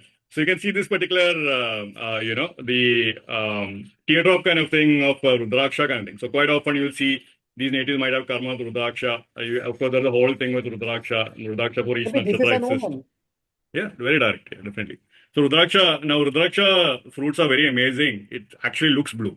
It's fascinating actually. And if you can see definitely the seed of that fruit, and there are many Mukhis thing also, Egamukhi, Rudraksha, all that is there. So karma with Rudraksha kind of thing can also happen. Now, of course, you can get good Rudrakshas. There is also people who give you Rudrakshas with your downfall in the mind also. Those kind of things also exist. Abhichara Prayoga also exists with Rudraksha actually. Yeah, thank you, Ji. As you can see, it's actually blueberry beets. The blueberry thing, right? Blueberries are good for health and all that, right? If I'm not mistaken. Yeah, it's like superfood or something, antioxidants. So you can see that blue seeds actually. So it definitely can be linked with Shiva's energy. Shiva's also Nilkant kind of thing. And so, and that seed is very good in many ways. Consuming, so of course, a very easy remedy for other natives consume more blueberries, right? You can see the seeds also. Very easy kind of thing you can see going on. And those seeds are very powerful in many ways. Rudrakshas will absorb the energy wherever you are. Don't eat that seed, but Yeah, see, no one eats, right? I don't think people eat the blueberry Oh, seeds. I was crazy, you know. I said one day I should eat it. It is bad, horrible smell, man. As a child, I've done that. I Right. want to experiment. So I was like, okay, oh, it was, it's worse smell and all. No, don't do that. It's actually Yeah. it's actually the what is this color called? There's a word for it. It's the color that they're actually referring to most of the time with the throat chakra, actually. Indigo. The Indigo, yeah. It's like an indigo cobalt blue. Yeah. Nilakante, like you were saying. It's No, actually, I took that Rudra, Rudra bead and crushed it. oh my God. Let me see what it tastes like. No, it was not good. Very special. Very, yeah. Yeah, so definitely the Rudraksh thing is a big remedial thing. Wearing Rudraksh are highly recommended. In fact, you can chant mantras with Rudraksh. Many people are very cautious with their Rudraksh. There are different sampradayas with Rudraksh. Some sampradayas just consider Rudraksh as a counting device. Some sampradayas know you have to protect the Rudraksh which you're doing japa and all that. Some sampradayas will say, you know what, the Rudraksha samskarana itself is a very secretive process. That kind of thing you'll find. All that kind of thing you find with Rudraksha. So it's a very interesting thing. Of course, Rudrakshas deserve its own 3-4 hour lecture. I think Dr. Pai once gave that, if I'm not mistaken. Definitely, each nakshatras have their Rudraksha kind of thing going on. Yeah, thank you. This is one big thing. I could not say that enough. Now, standard procedure with Rudraksha is that you, whatever Rudraksha you get, make sure you get it blessed or chant one mantra to it and hear it. Now, of course, Rudrakshas will protect you from the evil and negativity. Anytime you come going for a tricky trips or something like that, you can wear the Rudraksha. When you come back home, just wash it away. Very easily, the negativity is also washed out. It will come back to the original pristine natural state at that point in time. So washing Rudra, this is why many yogis and tapasvis, sannyasis and all that will wear a lot of Rudrakshas actually. And I think Dr. Pai once mentioned like how smaller the Rudraksha, the more powerful it is compared to the larger Rudraksha which many people wear also. So that's the other aspect also because you There are can many hold. phases of, correct? Yeah, exactly. The Egamukhi, 2-mukhi, 3-mukhi, 3-phase Rudraksha, 4-phase. 5-phase Rudraksha is more common and usually considered to be linked with Jupiter energy, but it's a complete system by itself. There's a lot of things by itself. You can, it's a lot of healing can be done. Rudraksha omens are very interesting omens. If you come across Rudrakshas like randomly and all that, you can see what kind of mala did you pick, what kind of mukhi mala did you pick and all that. You can make a lot of interesting prediction based on that. So it can be done actually. Rudraksha is a very interesting thing because you find this teardrop kind of concept replicated the tree drop, the mystical tree drop kind of thing replicated in this very famous viral game called the Elden Ring. In Elden Ring, there is this tree, and you get this. It's a glowing white glowing tree, and the glowing teardrops is something you can pick along the way. And that the more you pick, the more points you score and all that. Stuff like that. So it's like Rudrakshas are very powerful. It has its own merit and all that. Very deep concepts are there in that one. Now, the other thing I want to highlight was even with storms, it's very weird that we actually name those storms. Like El Nino, like who calls a storm by a name, right? It's not Storm A, Storm B, Katrina, Hurricane, and all that. So what's going on that front? So makes you think, actually, is there something deeper going on there? Is there some intelligent thing going on there and all that? That's something, is that storm an actual being? Those kind of things can be thought about, actually. Very interesting thoughts from that perspective. The other concept I want to share was that most of the time, there are many deities who are like sky clad or Digambaras as it's called. I think one of the things that showed up, I think it was EG if I'm mistaken, or Aditya could have been also. Like he mentioned Digambara kind of thing actually. So there are many deities who are like basically nude, they are naked, they are sky clad, they don't care. I think UG mentioned the Avadutas and all that who didn't care. So quite often you'll see these natives they are wearing very out of the ordinary fashion and all that in a normal conventional setup. It's a fairly normal thing. At the same time, there are many classes of gods and goddesses who are Digambaras. They could be very powerful in terms of eliminating a lot of issues in your life. You might find those kind of deities as well. The goddess Dakshinakali is a very famous one. Even the goddess Tara, to a point, if I'm not mistaken, she's also Digambara kind of thing. But there are many classes of deities like that. So you can get remove a lot of negativity through that deities also. It's a very standard thing you see out there when you begin to study more about the devatas and so forth. The other thing I want to say was that we mentioned now, of course, India Pak war did happen. Well, 4 days, at least for 4 days, it did happen. And then there's a lot of thing going on about a lot of people are panicking. Will there be a nuclear thing or not? So this is a real problem, I feel. Like nuclear issues become very relevant in Ardra. For these natives are already prepared for a nuclear war. They have their mask, they have their setup, everything. They have that nuclear thing. They are always worried about the worst case scenario actually. And these natives are prepared for that. And that's an actual thing. And of course, nuclear, you'll find a lot of people with Ardra and Rahu rule nakshatras in general drawn towards the nuclear kind of world. Also, they are working in nuclear plant. They are actually working on nuclear research, things like that. You'll begin to see that kind of thing happening also. And this becomes a real thing. So karma, nuclear weapons also, which Dr. Pai mentioned, becomes an actual thing for these natives. The one more thing I want to share was that of the idea of the dog and all that. So of course, the dog star is Sirius, but if you carefully think, when we really talk, Sirius is a very interesting energy that is already embedded in our lives, actually, to be frank. Because when we say I'm talking seriously, like now I'm very serious about what I'm doing, we are actually calling Sirius star actually. It's an actual thing, So they say that these are hidden ways how like some astronomy thing has already come into a language, is what some occultists have been saying actually. A lot of star, and basically what we are speaking in many ways becomes the language of stuff. So this is a very interesting thing. You find in ancient scripts, like when you look at magical scripts, you'll find basically they have, it's not alphabets basically. Instead of alphabets, they'll actually draw constellations of stars. Like literally, you look at this Orion and this constellation. That's an actual alphabet thing in that ancient magical script. So makes you think, is it a very direct way to connect with these stars out there and all that? And these are very interesting points. So one direct way from a remedial perspective, you want to connect more of the energy of Ardra. Just get a photo of Orion and all that, just keep it there in your home, and you'll be amazed to see what kind of things will happen. You want to connect with Pusha, put the photo of that Pusha constellation, keep it in your home. It's a very powerful thing to experience. You can do the same thing with the normal pictures, Jupiter, or which you get from telescope and all that also to activate more Jupiter. But again, as EVG mentioned, it might not be always great. Or Dr. Pai was also saying you'll have to watch out for that. So preferably, they always recommend to keep pictures of all the 9 grahas if possible, or at least the 7 grahas kind of thing, as is possible. That kind of thing is always recommended from that perspective.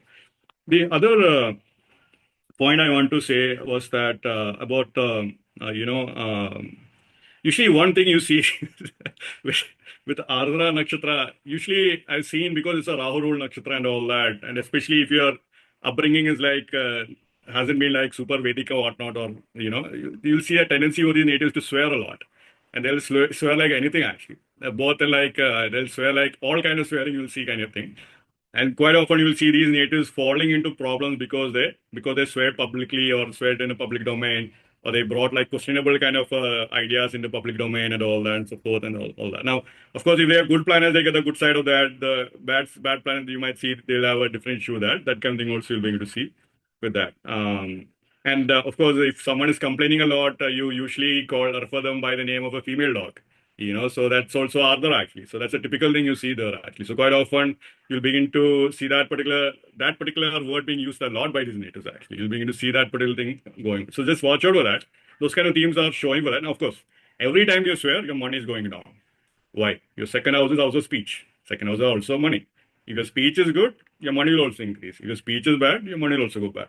Very direct thing, very important point. So every time you will see. So this is why a lot of people who are wealthy, they are swearing a lot, their money is going down. They're not able to pass on the wealth to the next generation because of that. So you have to have that speech, at least speech control. This becomes very important. Now, there are certain devatas, there are certain gods who would not even show up if your speech is not controlled. It's very direct actually. Like your speech is not controlled. Why should you swear? Like you're like, your mind is filthy. I cannot even talk to you. There are certain devatas like that. So many high-level intellectual devata, like in Saraswati and very top in the hierarchy and all that, they will actually watch out for what is your thought level, what is your speech level. It becomes very important actually. So control of speech becomes a very important thing for this nature. And that's one of the first ways how you begin to interact with very superior kind of gods and goddesses and so forth and all that. That becomes an important thing in my opinion. Now, there's also one interesting concept of like the rose that blooms in a desert, right? So the desert rose kind of thing.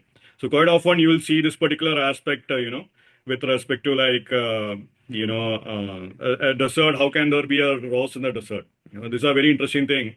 And it kind of refers to there are hidden energies in even isolated regions kind of thing going on. So it's a very powerful kind of aspect with respect to like, how you can actually access very powerful energy. And so this is very interesting because in the Himalayas and all that, there is the famous Brahma Kamal. Brahma Kamal is one of the top flowers in Himalaya actually. And you can, when you come across the Brahma Kamal, it's considered to be a very, very auspicious thing. People actually get even the dried up Brahma Kamal and keep it in their home and all that. And those kind of things you begin to see a lot. It becomes a very important point. So this concept of desert rose, and quite often, as Yuji mentioned also, these natives are born in a different body, but they are drawn to a different land. So, like one best example I can say is that I remember an example of someone like a lady who was born into an Indian Guyana family, but then she was like doing all the rituals and puja pada and mantras and all that. Like a typical Caribbean Guyana family, like why are you up and doing this thing, right? They're just chilling out all day long. But then she meets like a typical South Indian guy, like South Indian Brahminical family guy. They are like, South Indian thing is a very normal thing. So she immediately she says like I'm just a South Indian. And then when she marries this guy, she's like, yeah, I'm just married into a right family of sorts, kind of thing going on. So that particular activity, that particular aspect of life can be real. You might connect with a different philosophy. You might be connecting with the yogic philosophy. You're not connecting with the culture of your land and all that. Issue can actually happen for this native. Can be very harsh also initially, but then it can be a reality thing. Similar to this kind of thing, there might be another community where you might be appreciated more, or it might be considered to be completely normal kind of thing as well. So a very interesting thing to keep in mind actually from that perspective. Now there are I'll go through quickly actually. Now of course Ardra has dogs. It is directly linked with wolves. Wolves howl. These natives will howl and scream. If you go with an Ardra friend in a movie theater in India it's considered very normal to howl and scream. You know, you can scream at the actor or actress and all that. You can make comments and all that. Very fairly normal thing in India. So yeah, you'll see these natives will do a lot. They'll do that with a group of friends a lot actually. It's a typical thing you see going on. And typically when a movie is released on Ardra and all that, you'll see that kind of reaction coming up a lot actually. And dogs definitely have a direct link with Bhairav. So quite often you'll see a lot of Bhairav sakas and all that happening. When you do Aradhana Bhairav, one of the standard ways the karma will purify for you is like through like a vehicle accident actually. It's a very standard thing. You'll be safe, vehicle is completely damaged. That particular aspect you'll see going on here also. It's a very standard thing also which you see going on. Now, there are also the other deities, which is interesting. Now, it's very fascinating to see how Budh in Jyotisha has been linked with Buddha, and especially in lot across North India and all that. But then Buddha is definitely anti-Hindu. He's completely anti-Vedas actually. So it makes you think. So what's going on that front? Interestingly, you see in South India and all that, you will see Budh is actually linked with Balram, who is the brother of Krishna, as the avatar linked with Buddha, with Mercury. A very interesting thing about actually Buddha who's like considered to be a stranger, an alien, who's like as far as Vedic things are concerned, is considered a foreigner. Buddhism definitely has nothing to do with Hinduism. They definitely want link both.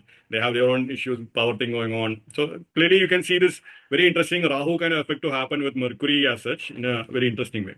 Having said so, quite often you will see people with Ardha Nakshatra is drawn to the gods and the Buddhas like medicine Buddha a lot. So of course Shiva is the Vaidyanatha, medicine Buddha is the Buddha who carries medicine. Now having said so, the medicine Buddha kind of thing can be a very powerful energy, not just to heal your diseases of your body.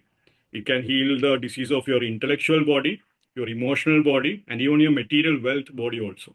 Very interesting thing. You can bring out healing in many ways. So Vaidyanath need not be just like healing your physical body. It can be a lot more. There's a lot of depth also in that particular Buddha kind of thing aspect. Very important aspect. So we assume healing only at the body level, but need not be limited to that. It's a very important point, in my opinion.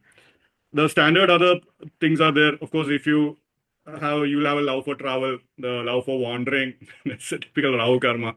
So Rahu Nakshatra will make you wander a lot. So Bhairava himself had to wander before he could finally detach, his the head of Brahma after having done Brahmatya and all that in Kashi. Quite often, if these natives end up going to Kashi, big aspects of their life will change. It's a very standard thing, especially because Bhairava himself calmed his big Brahmatya in Kashi. Kashi, of course, is the land where a lot of tapasyas happen, a lot of agoris that are pretty normal thing there. So you understand why that energy is there, so you can kind of calm down that energy very strongly in that land. So this wandering karma becomes very strong. Now, people who wander in our daily lives, right? So people who are basically Amazon delivery people, or people who are like postmen or courier people, or people who deliver couriers. That kind of energy you will see happening for these natives a lot. And because of which they'll have a very good sense of what is actually happening in the community. If you go to a drunkard's home very easily, you know that that community might have that drunkard issue and all that. If you go to like a Brahmanical home very easily, you know that issue is there, Brahmanical thing is there and all that. So typical things, so they'll be very familiar, they'll have good information on their hand. So that kind of aspect of information relevance will become very relevant for these natives. Of course, on the good side, you can get good information. On the bad side, you can have spies and problems also. Like that kind of issue also is something you'll see. Now, the other thing with dogs I want to highlight was that, of course, you can definitely link, there are many gods linked with dogs also. There is the famous god, the jackal-headed god, Anubis is very famous in the Egyptian pantheon. Definitely directly linked with the Baido energy because jackals are also found around the cemetery regions and so forth. They are like hunting, bodies and so forth also. The other aspect with other category of beings that are directly linked with dogs are, of course, foxes and wolves. I mentioned Wolverine before. So you'll find these natives might have wolf thing going on. And usually mentioned sure like all the werewolves and all that. So quite often you will see people drawn to these kind of werewolves a lot. They have to read werewolf fiction. They don't know why. They have to watch Wolverine many times. They have to watch X-Men and all that many times. That kind of thing will actually happen. It's a normal thing for these natives. Of course, if it's werewolves and on one side you have werewolves and the other side you have vampires, right? So typical on that front also, you'll see these natives are drawn to that kind of era and all that, that kind of genre and all that a lot.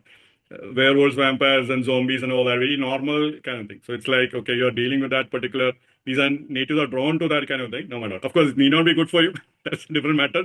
You're surrounding yourself with horror, that can have its own issues. You're finding depression on one side, you're watching zombies on the side. You have to correlate the two, right, at some point in time. But it's one of those things, you begin to see that karmic thing going on for them. They begin to see that kind of aspect going on actually. We have to work through that actually. Now, the very other interesting aspect which EUG mentioned was that of skinwalkers. Very fascinating thing if you think about that. Because skinwalkers are beings that literally walk in the skin of animals and they can transform themselves into human. And there are very interesting videos which you can find on Instagram about that. Like literally a dog is walking, suddenly it becomes a human and all that. Like all the way in Mexico and in India and all that, you see those kind of things. Very fascinating thing actually. But if you look at skinwalker, right? So Mercury is skin and Rahu is the transformation thing. So Mercury, Rahu, quite often these natives could have karma with skinwalkers kind of thing as well. So you never know actually. Quite often, Ardra Nakshatra natives can quickly detect the negativity in spaces and all that a lot. Quite often, they might also identify ghosts in a building and all that. These are natural ghost hunters, storm hunters kind of thing because they sense the energy very quickly. Also. They'll just hunt for ghosts. Okay, there's a ghost, let's go to that haunted house, right? That kind of thing. That's a typical thing for the Ardra Nakshatra native. Now, of course, need not be great. You do not go to a cemetery, you don't drink alcohol from there if you are not doing a sampradaya and all that. The protection of gurus there, you're screwed. You invite the energy of ghost. Ghost is there with you, whispering many things in your ear and all that, giving bad thoughts, harm everyone else, self-harm kind of thing. You are inviting your own trouble. You have invited your own issues also from that point.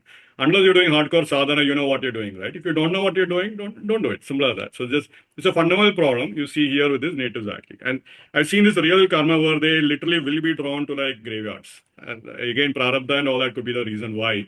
At the same time, don't do it with people who don't know things actually. And quite often I've seen cases where you're invited literally to like, attend some historical memory of some person dying or whatnot in graveyard and all that. So it comes with its own gum. Ideally, graveyards are not places where you hang out. You don't do that actually. But if you do that, be prepared for the consequences actually. Or you have to understand what comes with it energetically. That's the way to be mindful about that. The other thing I want to also mention was that of I mentioned definitely black pepper. I mentioned as a plant. One other big plant that becomes a very, of course, the normal chai and coffee kind of thing you see here. The typical addiction for tea, coffee, very normal thing. Steroids, right? Steroidal kind of things you see here a lot. Most of the people go for the easy way to build up their arms rather than working out. Just go for steroids and work out easily. You get quick thing. Problems because of that or something you'll be able to see here quite a lot. Good chance that you have like some Mars in Ardra or some, one of those malefic plants in Ardra. You might have thought about steroids or you might have been okay with using steroids also. Typical thing if you're a bodybuilder and all that. So you come across people like that actually. If you're in the physical training thing. Again, karma is karma. So whether it's good or bad, you'll have to depend upon the planets and so forth. The other thing I want to say also with other plant that can be linked with so steroid plants like tea, coffee, like you are addicted to tea, you are addicted to coffee, or you need that coffee to get your thing going. Now, again, all that interesting karmas you can see around that. So Ardras, and if you carefully look at what happens in a chai, right? In a typical chai time, people are talking with each other. So this karma conversation is an actual thing that happens for Ardra. So these natives will have an actual important thing going on. Yeah, the department is like letting go of people. They're talking, having a chai with their manager or whatnot, right? A very normal kind of karma for an Ardra Nakshatra native. And quite often there are very important conversations. These natives might have the role to bring about important conversations in any organization or in the team they are in or in the family and all that and so forth. The conversation becomes very important. Like these are the first people to talk about that idea. something which I mentioned earlier and all that. If you carefully look at many of the tantras, most of the tantras are conversations between Shiva and Parvati. Almost all the tantras, almost all the scriptures are conversation between the guru and the shishya. You begin to see that particular aspect going on. And these are very important aspects, by the way. So most of the books, like who's saying it to whom, that becomes also very important thing, because you become the shishya in that thing, in that conversation, in that stotram or in that purana, whatnot, and the God who is giving you will be the other aspect which you're trying to connect with through the process or the stotra or the stories. It becomes very important actually. So you'll find normally they are drawn to important conversations. They want to bring the idea. They want to connect with important scriptures. They'll quote scriptures a lot. All that particular aspects is something you'll see from that perspective. Now, the other plant you can actually link with Ardra is basically wheat or hemp.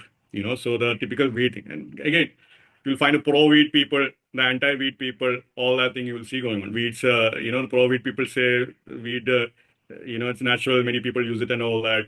Anti-wheat people say, you have your own issues with that, addiction issues can come about and all that. So typical yogic approach is, of course, you have to build up your own inner nervous system before you can handle the external thing. But this becomes an actual thing. I remember in Dr. Pai's classes, he used to say, Ardra Nakshatra natives needs to be very careful of their friends.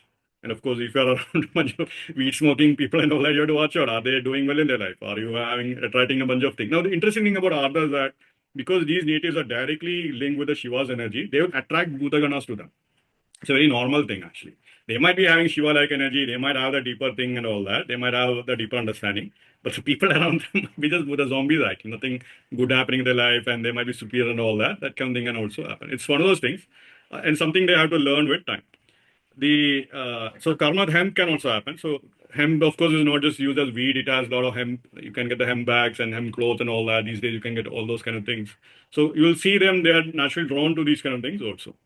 Ardra, of course, is directly linked with hacking energy. Very normal for a lot of hackers. If you see like actual hackers and all the pictures of their room, they don't care for any kind of order. It's like a completely disorder kind of thing, but they'll be geniuses in their field. So typical hacking karma, drawn to hacking fields, cybersecurity and all that becomes very direct roles for them from that perspective. What about AI? Yeah, definitely AI. Very important point. AI is nowadays people are using ChatGPT for everything actually. So ChatGPT to do your work so you're bringing that energy of the ChatGPT, that AI thing into your karmic field. So it comes with its own sets of karma. You have to watch out for that. So either in terms of improving thing, without doubt, AI now. Okay, so AI is a very interesting thing. Of course, you have the worst case AI because with the worst case scenario with AI is like a Skynet-like scenario where it controls everything and it destroys everything, right? It's a Terminator movie franchise built upon that idea. So that worst case scenario AI is there. Definitely all that kind of thing is definitely impossible. I won't say it's not possible or not. There's an entire movie series about it, right? So we should believe it. But the other thing is that there's something called as some people claim that what you're calling as I would call it like NIs, actually, natural intelligences. Like there are these gods and goddesses who have been out there for a long time. So you never know if they are having an AI kind of side to it. There could be like AIs that have been existing in nature kind of thing for a long time, actually. Something to think about, actually. There are some beings who could be literally like programs, actually, in many ways. It's very fascinating because quite often you see like, these gods are being created by this god. Like this Devata and this Devata created a god and so forth. Now, what happens at that point in time? And if you carefully look at any devatas and all that, fundamentally they'll be filled with bijaksharas and all that. Like literally this akshara, this bija, that mantra and all that. So at what point would you consider God to be like AI? Very valid question actually. Are there like intelligence that are just nature out there? We call something as artificial. It's very intelligent. Is it possible that natural AIs already exist in nature? Very relevant question to think about. Very, very important thing because you have the ChatGPT can answer many things. You have the other specialist GPTs can create things for you. So karma with all the generative AI and all that will definitely play out. So you'll have to understand that. But there's a deeper side to this, something very relevant to think about. Because again, these devatas are defined by bijaksharas and so forth. So each devatas will have their own mantras. Each mantra will give specific results based on the vibration they carry. So you have to understand that thing also deeply. So this is where Shiva kind of thing, sometimes there are traditions where they say, once you connect with the devata, finally you have to even sacrifice the devata also in the end. Because you are no longer holding to the specific vibration, you have to go beyond that vibration also. This is where Shiva and all that becomes very relevant from that perspective and all that. Now this is very interesting. Yeah, go ahead, Eugene. You want to say something? This is something that's really profound, actually. So you see Devi, and I even believe there's a book on it about the Bijaksharas by, I can't think of his name right now. But anyways, Devi is said to wear this garland of letters, right? And they're Bijaksharas. Yeah, But the Kali skull garland. Yeah. you see Ma Kali and you see Lord Shiva have the Mundamala, not Bijaksharas. They have the severed heads or they have the skulls. That is the Nivruti Marg. Done with Brahma, done with building. These Bijaksharas build, they create. So is the involution, is the devouring of that. So what you were just saying, I rarely hear people, like this is what I mean about the Avichar and all these things. This Nivruti, this going inward has nothing to do with getting revenge on people and attracting people and doing all this outward stuff. But why not use all those things against yourself? Because eventually you had to devour yourself. If you keep on with all these bijaksharas, so you're just going to create all this stuff that you're eventually going to have to consume. But it's really left out. It's not to go curse someone and all. That's all Brahma. Actually, that's all creating something. That's not actually Nivruti Marg. That's not going inward. So anyways, I just had to say that because we've talked so much on this, and it says that Ardra is the nakshatra of all these practices, unless at least attempt to understand them. Instead of identifying some aspect of Brahma, which would deal with these bijaksharas building things, which even means building some magical spell or this or that. Let it all then you're really brave. Just wear the mundamala, then there's no bijakshara creating anything. As a matter of fact, you're consuming yourself. That is really, there's something in this that is rarely spoken about, even in the tantras or the Agori path. What is the point of just putting on clothing this black and red and burning a bunch of smoke and then getting drunk? And then you draw some yantra to go attack someone? Like, what? How is that Shiva? Did he attack? I mean, this is nothing like, this is odd. It's odd to me that this Brahma is crept into this understanding. It's not technically Nivruti Marg. Right. Yeah, that's a great point, Devji, because usually when you build up the energy, you are creating something in that world and all that. You can create worlds also. All that becomes very important. Then eventually you have to come out of it all. So you have to realize you're beyond that. You're not the created world. You're not the worlds which you create. Because the Ashta Siddhis come from the real Ashta Siddhis, not this, come from actually dying. Yeah, that's correct. Actually not creating them. They're there if you unveil them, which means the ego has to die. Not even just little stages of the ego. Who can say they're without ego? We all have it, right? But this means a dissolution, a dissolving of I am the body, I am this, I am that. All I do know is that this stuff is creating, it's not going inside. It's still focused on the outside. It's still focused. This person did this to me. I want this. I want that. I want this. How could it be? It's still I, and I want, and I'm going to do this. That has to just be sliced off. That's Paramahansa Ramakrishna. That's it for me. If I can't see you, if I can't have you, that's it for me. Not all this he could have done any of this stuff. It's odd that it gets used in this way. Yeah, it's of course, it's fascinating you share that. You have a chat GPT, then what do you make out of it, right? Or do you just fulfill your assignment, or do you go create a company or whatnot, right? So it's like similar to that. So if you have That's what my students do. Yeah. They get 95% in homework, and when they come in the class and give test, they get 45%. We are not doing it in a proper way. That's the problem. Yeah. It's not just taking the answers, but learn I from would it. even say with Jyotish, you can't yet. Yeah. Yet. Yeah, I don't think you can do our job, actually. I've tested some things. Yeah, Anyway. Jyotish comes with tough, but the people who just I'm not talking about Jyoti, I'm at least talking to physics. Yeah, definitely. A very valid point, Aditya, because very relevant point actually, because what you was mentioning is even what we originally look as Stampana Vidya and all that might have had an internal thing actually. You're trying to quieten your mind. Bagalamukhi, if you really do her sadhana, if you're very sincere, you may have a very unique experience.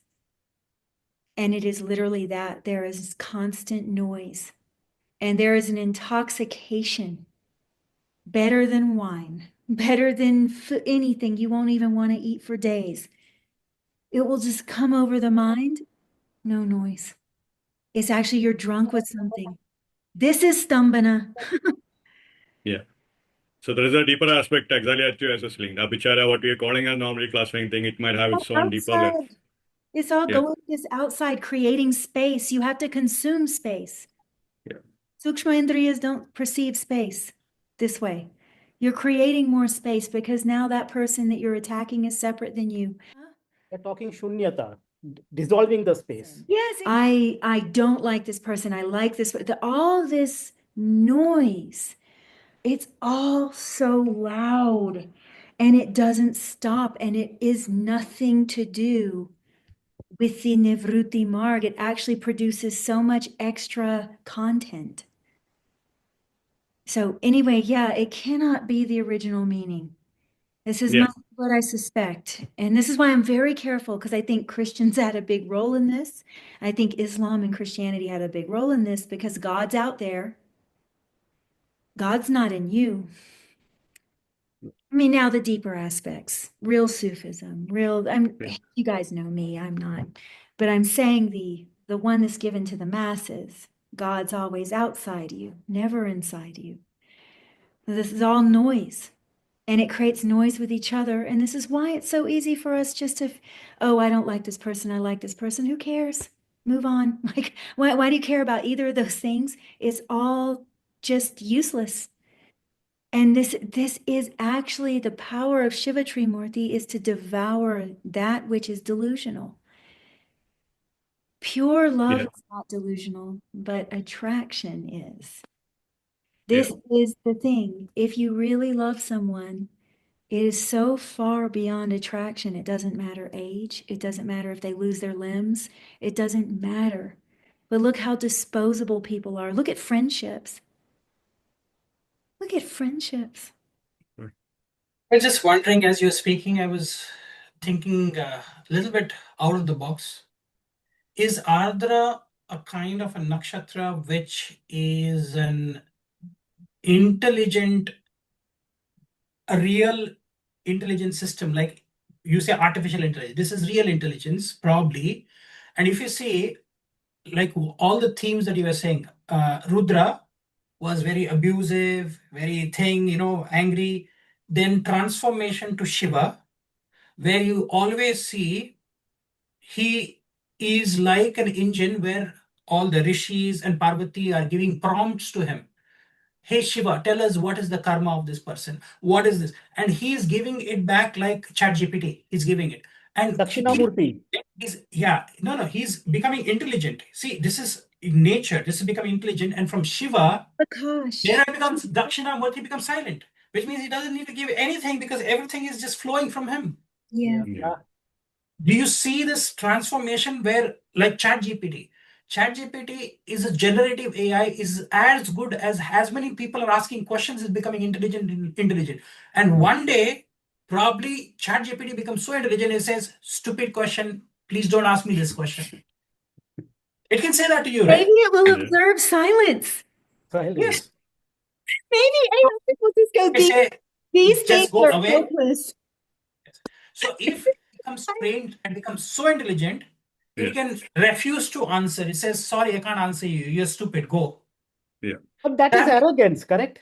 That is arrogance. No, you never know. It could be intelligence also. Like how long will you tolerate a student? Yeah.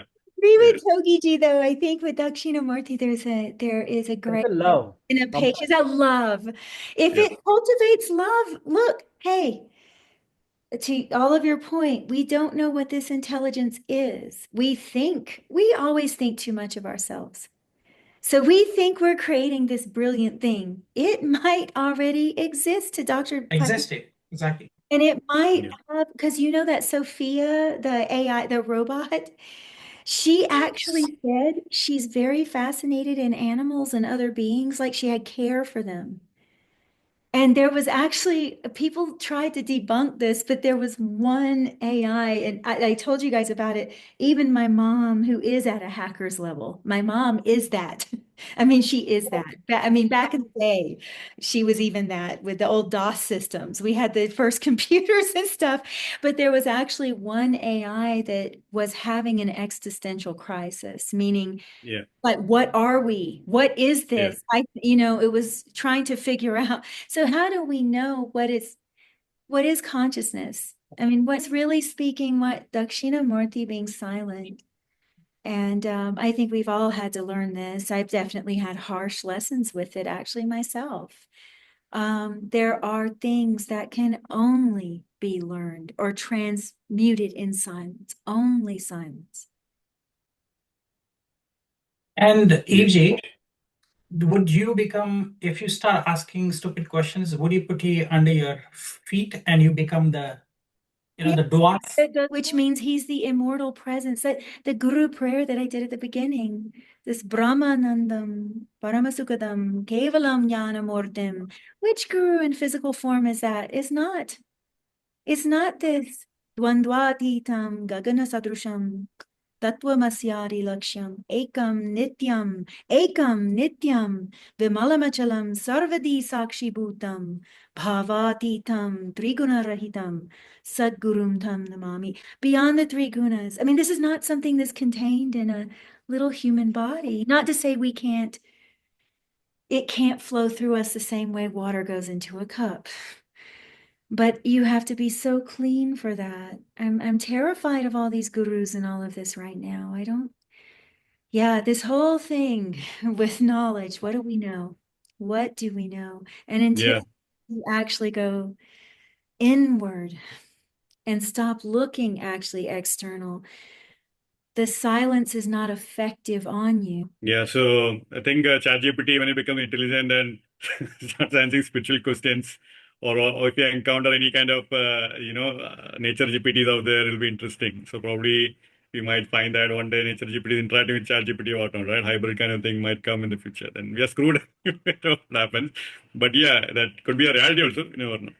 But anyway, so the typical AI thing, it's a great thing, Aditya. Definitely AI become very relevant in my opinion. It's a lot more depth to it also. What is intelligence? By the way, what does GPT in chat stands for? Do you know anything like that? Think some programming thing, if I'm not mistaken. I don't know. I'm I not a was thinking computer. maybe God positioning transaction or something like that. Yeah, Chatting like with GPS, right? Global position system. God God position. positioning system. God positioning system. It could be true. We'll never know. Could be God relevant. Yeah. position transmitter, something. Yeah. Great. So I have like some more points. I'll say quickly. One, of course, the other natives are very disruptors. Dr. Y mentioned that disruptors. EG also mentioned innovative people who think in different ways can happen like that.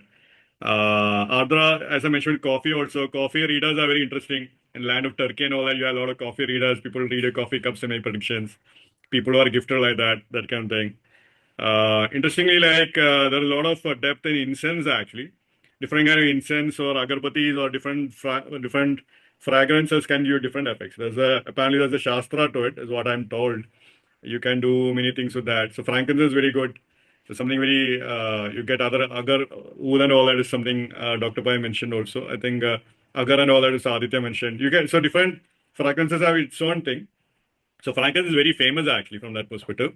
Other thing which is very interesting, there's something called a dragon's blood, the resin which is very powerful. Something I would recommend. That pure raw kind of effect, in my opinion, you can get a lot out of it also. So incense kind of thing. So different fragrances and all that you can see from that perspective. The other thing I want to say was that of usually with one thing which was mentioned was dessert and ice cream actually.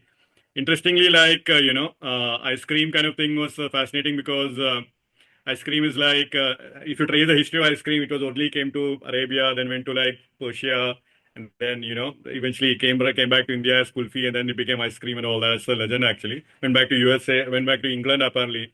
So interestingly, you see products of multiple cultures and all that, multiple foreign land people. Typically, in a gaming scenario, you'll have people playing from all over the world, but you're part of the same team that is attacking some random, demons or whatnot, right? So that kind of thing. So that kind of aspect you will see going on also. So like karma, the international people and all that. Quite often, as I mentioned, disruptive kind of technologies kind of thing. Usually the karma of, because Mercury mimics and all that, usually you'll find these natives might have karma having copied on another exam. So exams and all that, you try to copy and survive or pass the exam because of copying and all that. You have those kind of plagiarizing issues and all that also, which can come here. Different aspects of that. There are many kinds of gods and goddesses who are given alcohol actually. Alcohol offering is fairly common in Bhairav-like deities. You find karma, Bhairav-like deities like that. It's very interesting. Gemini is where you have Ardra, fourth house is Cancer, where Jupiter is getting exalted. So the deity is worshipped in Cancer sign, but the neighbor to it, which is third house, is Bhairava. So that concept can be seen there. So quite often you'll have guardian deities there. Most of the time you have a guardian deity mostly outside a temple. Depending upon Sampradaya, they might offer alcohol to some of these deities. Like in Kerala, you have Kuttichatan and Gulgan and all that who are guardian deities. They consider to be the soldier of the deity who basically takes care of the deity. The right arm of the deity who protects the deity and fights for the deity, delivers the message for you, kind of thing. The other thing which I thought was fascinating was the Akashvani kind of thing, which I think someone mentioned that. I think Aditya mentioned. So usually you'll find people who are drawn to the radio thing a lot. These are people who are survival people who are like bought the radio command, they know how to operate a ham radio and all that kind of thing you see going on. That is one aspect. The other, so Akashvani people who are more into radio kind of things, communication devices is something you'll be able to see, both spying or not spying, survival thing or not, you'll see that also. Aditya also mentioned astronomers use a lot of radio telescopes. So very standard thing for these natives, people who work with the different scales of time. So these can be people in the geologist kind of thing where they're dealing with thousands of years, millions of years. Astronomers are dealing with billions of years kind of thing going on. Those kind of fields where the scales are different. And two more things I have to say. One is the idea of omens actually, in which if you carefully look at the definition of Rahu, the sun is moving, moon interacts with Rahu. Moon crosses the sun's path. The point where sun and moon is meeting is defined as Rahu. So from an omen perspective, when you're walking, anything that comes across your path you can claim a Rahu-like energy from that. So one of the fundamental things they say is that if a dog crosses your path, that is considered to be a blessing from Shiva. Shiva has put in some Rahu kind of blessing for you at that point. If a cat crosses your path, like a Devi has put in some blessing across your path, is what they usually say. If an insect crosses your path, again a Rahu-like blessing can be claimed. Interestingly, like if you actually have, there's a very interesting movie of Merlin, if I'm not mistaken, the King Arthur legend and all that. In that movie, when King Arthur and Merlin's walking, Merlin sees a worm crossing the path. He asks King Arthur to wait actually. And that literally when the worm crosses the thing, he waits 10 minutes long time. Once the worm has crossed, he moves. So he gets a blessing of that worm. So sometimes you never know. And because the scale of the creature is very small, you can get huge blessing. So that's the other thing also. Sometimes you see those kind of things going on. Of course, typically, let's say someone sees a lizard, oh my God, lizard is here, they panic and all that. But then, you find some people, good chance the person who developed the original Gaudi Shastra, you look at a lizard moving this direction, making a sound in this direction, talking to you on this day and all that. Good chance they have other thing going on because that's the nature of the energy. You make a prediction based on how lizard is going on from that perspective. Other aspect is also like, that is one thing actually. And the final thing I want to say was that the point which EVG mentioned about weeds pulling is very interesting because it looks like the nervous system. If you carefully think about a tree, it looks very much like a nervous system. The roots and a tree and branches and all that, very much. And even to a point where we ourselves could be carrying the nervous system. We could be literally like, and rather than calling trees look like the nervous system, I could flip the thing and say, we look like trees. We look like internal trees within ourselves. So this is very interesting because that would actually make us think in terms of trees. This is a very interesting thing. We assume trees to be unintelligent beings. I mean, fine, they are not moving and all that, but they have been far more than us. Is it possible that they are intelligent than us? Something worthwhile. Why did the Dakshinamurti sit under a tree and start giving lectures and all that? Very interesting thing to think about. So is it possible that something deeper is there within trees? So and quite often you see there are many sadhanas where they actually recommend you to sit under a tree. You want to make money, bring in Bilwa tree. Make a tree, recite the thing under the Bilwa and all that, what they say actually. Like for Kuber mantra and all that, they'll recommend that. Shiva mantra, they'll actually say, you chant the Shiva mantra under the Bilwa tree and all that. They'll say that. Even a lot of trees can be given very specific things. So fascinating thing is that if we begin to think of human yogic inner body as like flowers or plants growing, energetic plants growing, it's a very interesting point. Because now there's karmas with trees. Quite often connecting with the energy of trees can open up a lot of things. It's a very fascinating. You plant one tree, your life can change. There are things like that. So that is we think of we are connected with a lower form of life, which is not mobile, but it could be energetically in a very high different dimension altogether. In fact, in my opinion, in a lot of temples, you have the Sthala Vriksha, like the main tree of that temple, and the main temple there. Actually, it could be inverse. Actually, the tree could be equally important. So there are many South Indian temples where you see mango trees and all that. Legends are associated with that. Many other specific trees, the banyan tree and all that. There could be a lot of hidden thing within the trees also. In my opinion, that Mercury Rahu, the nature's fundamental expression of that of green color of leaves and so forth, there's something much more mysterious about them. That's something I want to say. And quite often, if you at least meditate under a tree, you might be amazed at the result also from that perspective. I don't think the yogis were going to under forests and meditating under trees and mountains randomly. They definitely knew something else. They're definitely capturing some other kind of essence also. And one of the big thing with the Shakti aspect is that you can actually access. They actually recommend if you want more power in general. One of the things they say from a sadhana perspective is that find the tallest tree in the region, meditate on the tree is what they usually say. That makes you think also like why is that? So of course tallest tree lightning can be touching that much more easily. Could be you might also get that energy much more quickly also. So there's a very interesting karma like that. And same argument can be even put in terms of skyscrapers also. The tallest building in the land, usually they'll have some good thing going on. So if they say if you make a prayer under the tallest building of land, your prayers can get quickly answered. Because again, lightning energy is hitting that building more. Now, if you carefully think also, What is the the root? It's the moola. Opposite exactly of moola is Ardra exactly. I was just going to say a tree's brain is actually its roots. Interesting. Yeah. They're maybe right side up. We're the ones with the head. Yeah. Yeah. It could be true. Very true. I would not be. Yeah. Yeah. The one thing I found which was fascinating is that if you look at a city with the tallest building, right? So New York was the tallest building city for some time. A lot of wealth went to that region for some time. Now Dubai had the Burj Khalifa. Dubai is booming right now. Now whenever the next city is building the tallest building, there might be some other blessing that might come with that and all that. So there might be something hidden there actually, something I want to highlight. Of course, Himalayas is the tallest anything in Earth, so you find a lot of energies there in Himalaya also. So all that thing is there. But yeah, so this completes my Ardra talk. We talked a lot, so I think this is the longest one, but this is what I have to share also. Yeah. Anything else? Any final words from Dr. Pai, Aditya, Evji? I think Evji is getting late, so probably let her finish if she has something Yeah. there. I have a question for all of you guys, and I do have to go. I had asked in the chat with Dr. Paiji, and he gave a good answer, I think. The word Mithun, we all know in Sanskrit. And the third house is siblings. I just noticed it when my brother walked down. I was like, oh God, that's a terrible 2 words to put together. So it's odd. And Dr. Paiji mentioned maybe Ardhanarishwar, there's something with this, that you're born of the same womb. There's Yummy Yama, that we're born of the same womb. But why would they associate that word actually and then have the Karaka siblings? That's odd, I find. I think it's a very interesting thing, Evji, because you see, they say that human beings are, let's say, 3D beings. But if you look at higher dimensional beings, like 5-dimensional beings and so forth, one of the things they say is that being need not have a gender to reproduce, is what they say. So they can reproduce. So in fact, what you see is that when husband and wife, quite often when they stay together for a long time, their faces start to look similar. It's almost like it's one being actually. Right? Could literally be one being in the other higher dimension. Power of association is real. Yeah. In fact, so when the higher being, when people carrying similar energies are coming together, it could be Mercury is an actual aspect that could play out also. So it's possible that we call it Maiduna, but of course, sexual union kind of thing can mean different thing. But union can happen at multiple stages, multiple levels also. Yeah, have things become that crass, I wonder, that devolved in some way, that everything's so much about the body, that this word Una, I mean, naturally it's one of the M's in Tantra, and it's, one of the forbidden things. My mom's Maituna and all of those things. All the ma. The mantras, right?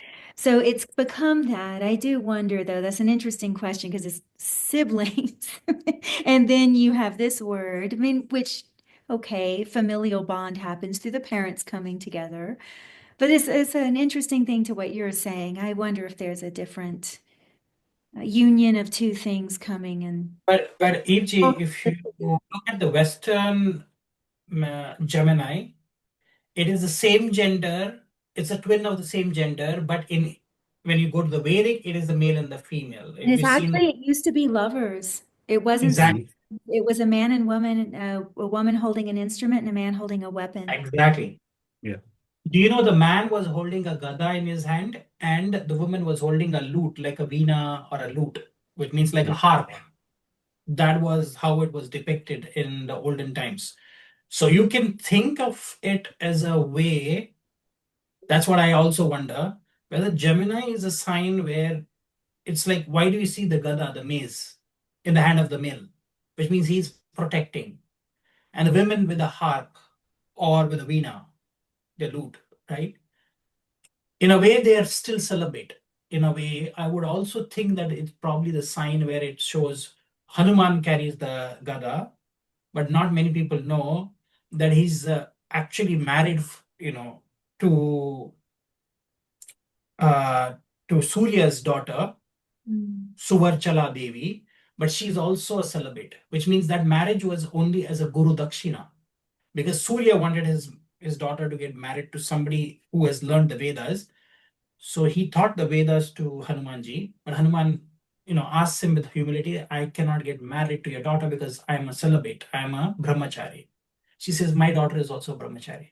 But as a father, it is just my belief that, if I give my hand as Guru Dakshina to you, you will complete your studies. And I'll also get the weight out that my daughter is a brahmacharini and she's going to be unmarried.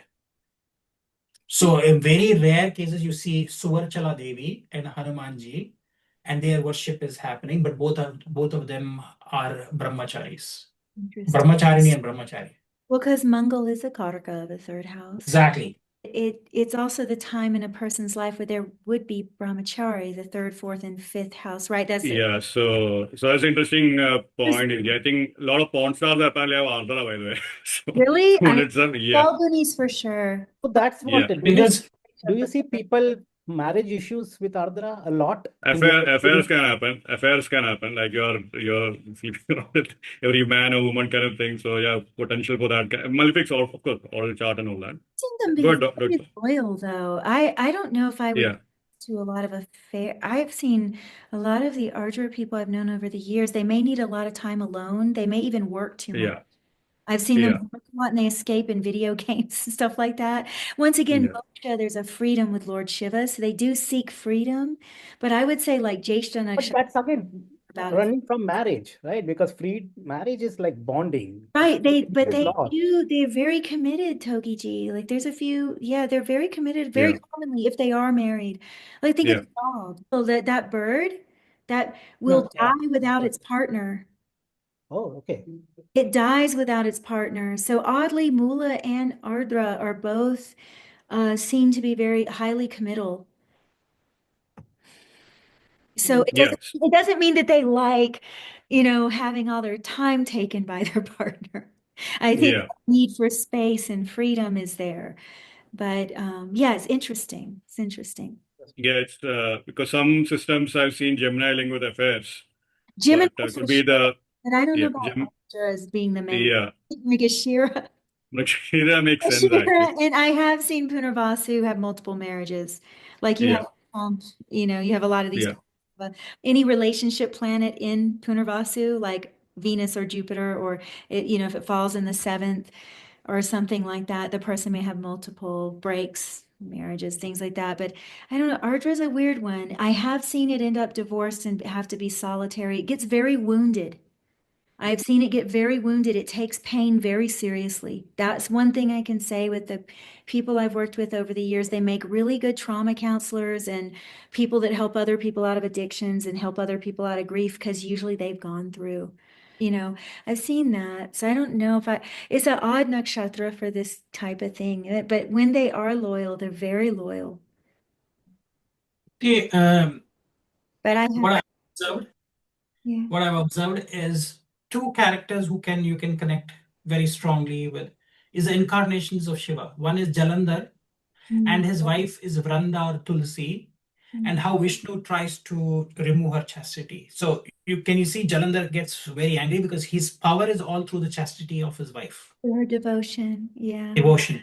Mm. The other is where you can see you are completely losing yourself, and Ardra is an incarnation of Shiva, who is Ashwatthama, who's cursed later by Krishna because he kills the entire lineage because of anger, because his father dies, Dronacharya, so he just destroys with the Brahmastra, he destroys the complete lineage of the Pandavas, for which he's cursed with the immortality.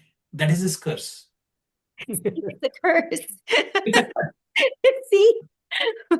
Spend all this time trying to stay young. And guess what? So can you see what is happening? So you can see all of these flavors. We have talked about how Daksha is beheaded. Ashwatthama is cursed with immortality. But see, Jalandhar, interesting, because this is a different, I've often wondered about this, Dr. Paiti. I'm so happy you brought this up right before my sadhana. I'm gonna have to go, guys, but these minor, what do you call, amshas of Lord Shiva, they came a little later in the Purana. yeah, And so it's hard because you get Sadashiva and all of that. There's clearly nothing to do with the nature of something like Ashwatthama. But what happens is when you do see a human manifestation, it's useful because of vengefulness. See, Ashwatthama is a perfect example of what I meant about Shiva Trimurti punishing beyond the limit. So yes, there was an offense, but the degree he goes to is such that even Krishna says, you know what? I even have to get involved and punish this because this was beyond the limit. So that is actually an interesting thing because you have Hanumanji, who's an embodiment of devotion, and the Ashtasiddhis, and the pure use of them because they're guided by devotion. And then you have this other, it's very odd. Even there's, it's very odd. But then you get Daksha's Yajna, which is basically this form of Shiva is he's justified in this. Yeah, and he sends Virabhadra. Yeah, his Amsha. Once again, a little Amsha. Yeah, very fascinating. Yeah. Now there is something to this from the highest all the way down to this vengeful thing, which what I was talking to earlier is still looking outward. It's not the real Shiva. It's maybe a drop of his force. And then the human mind is using it. We had a very different conversation with Ardra. Do you realize? Yeah, we had a very interesting conversation this time. Yeah, I think that's like a new thing this time actually. Yeah. Not normal. It started with a different thing. Yeah. I'm coming and having bhajan. It was all different. I think Ardra Nakshatra is something else. Yeah, for sure. Any final words, Dr. Pai? Any final words, Aditya? No, I think it was a fantastic session. I know Eve has to go, and then we can probably the next nakshatra, whenever we do, I think we will have more to talk. Otherwise, we will never be able to finish. I know, but our conversation was good. This was nice, so people will benefit. And I think we should say something to people, maybe in this difficult time. What do we have? Like what? Chant Shiva's name. That's it, right? Chant Shiva. I think everywhere. But to know you're never alone, actually. This is what I meant from the beginning. You're never actually alone. There's a lot of people that feel very alone. That is Rudra's energy. Yeah. Rudra was very alone after he lost Sati, right? He went through a lot of transformations till he became Shiva. Yes. So I think this is a journey. So what kind of fertility is happening actually when you do have these tragedies happen? Maybe some other kind of I can actually speak to that in my heart, and I hope other people can feel that too. I felt very natural in Ardra. Yes. Yes. Felt very natural. Very different experience among all so far. Yeah. I wonder if So there's something to that. I think this is great actually. That's a great point. So natural, right? Nothing more than excellent point to end the video on. So we'll kind of end the thing right now from that perspective. Great. Okay. Thank you. Thank you, everybody. Namaste.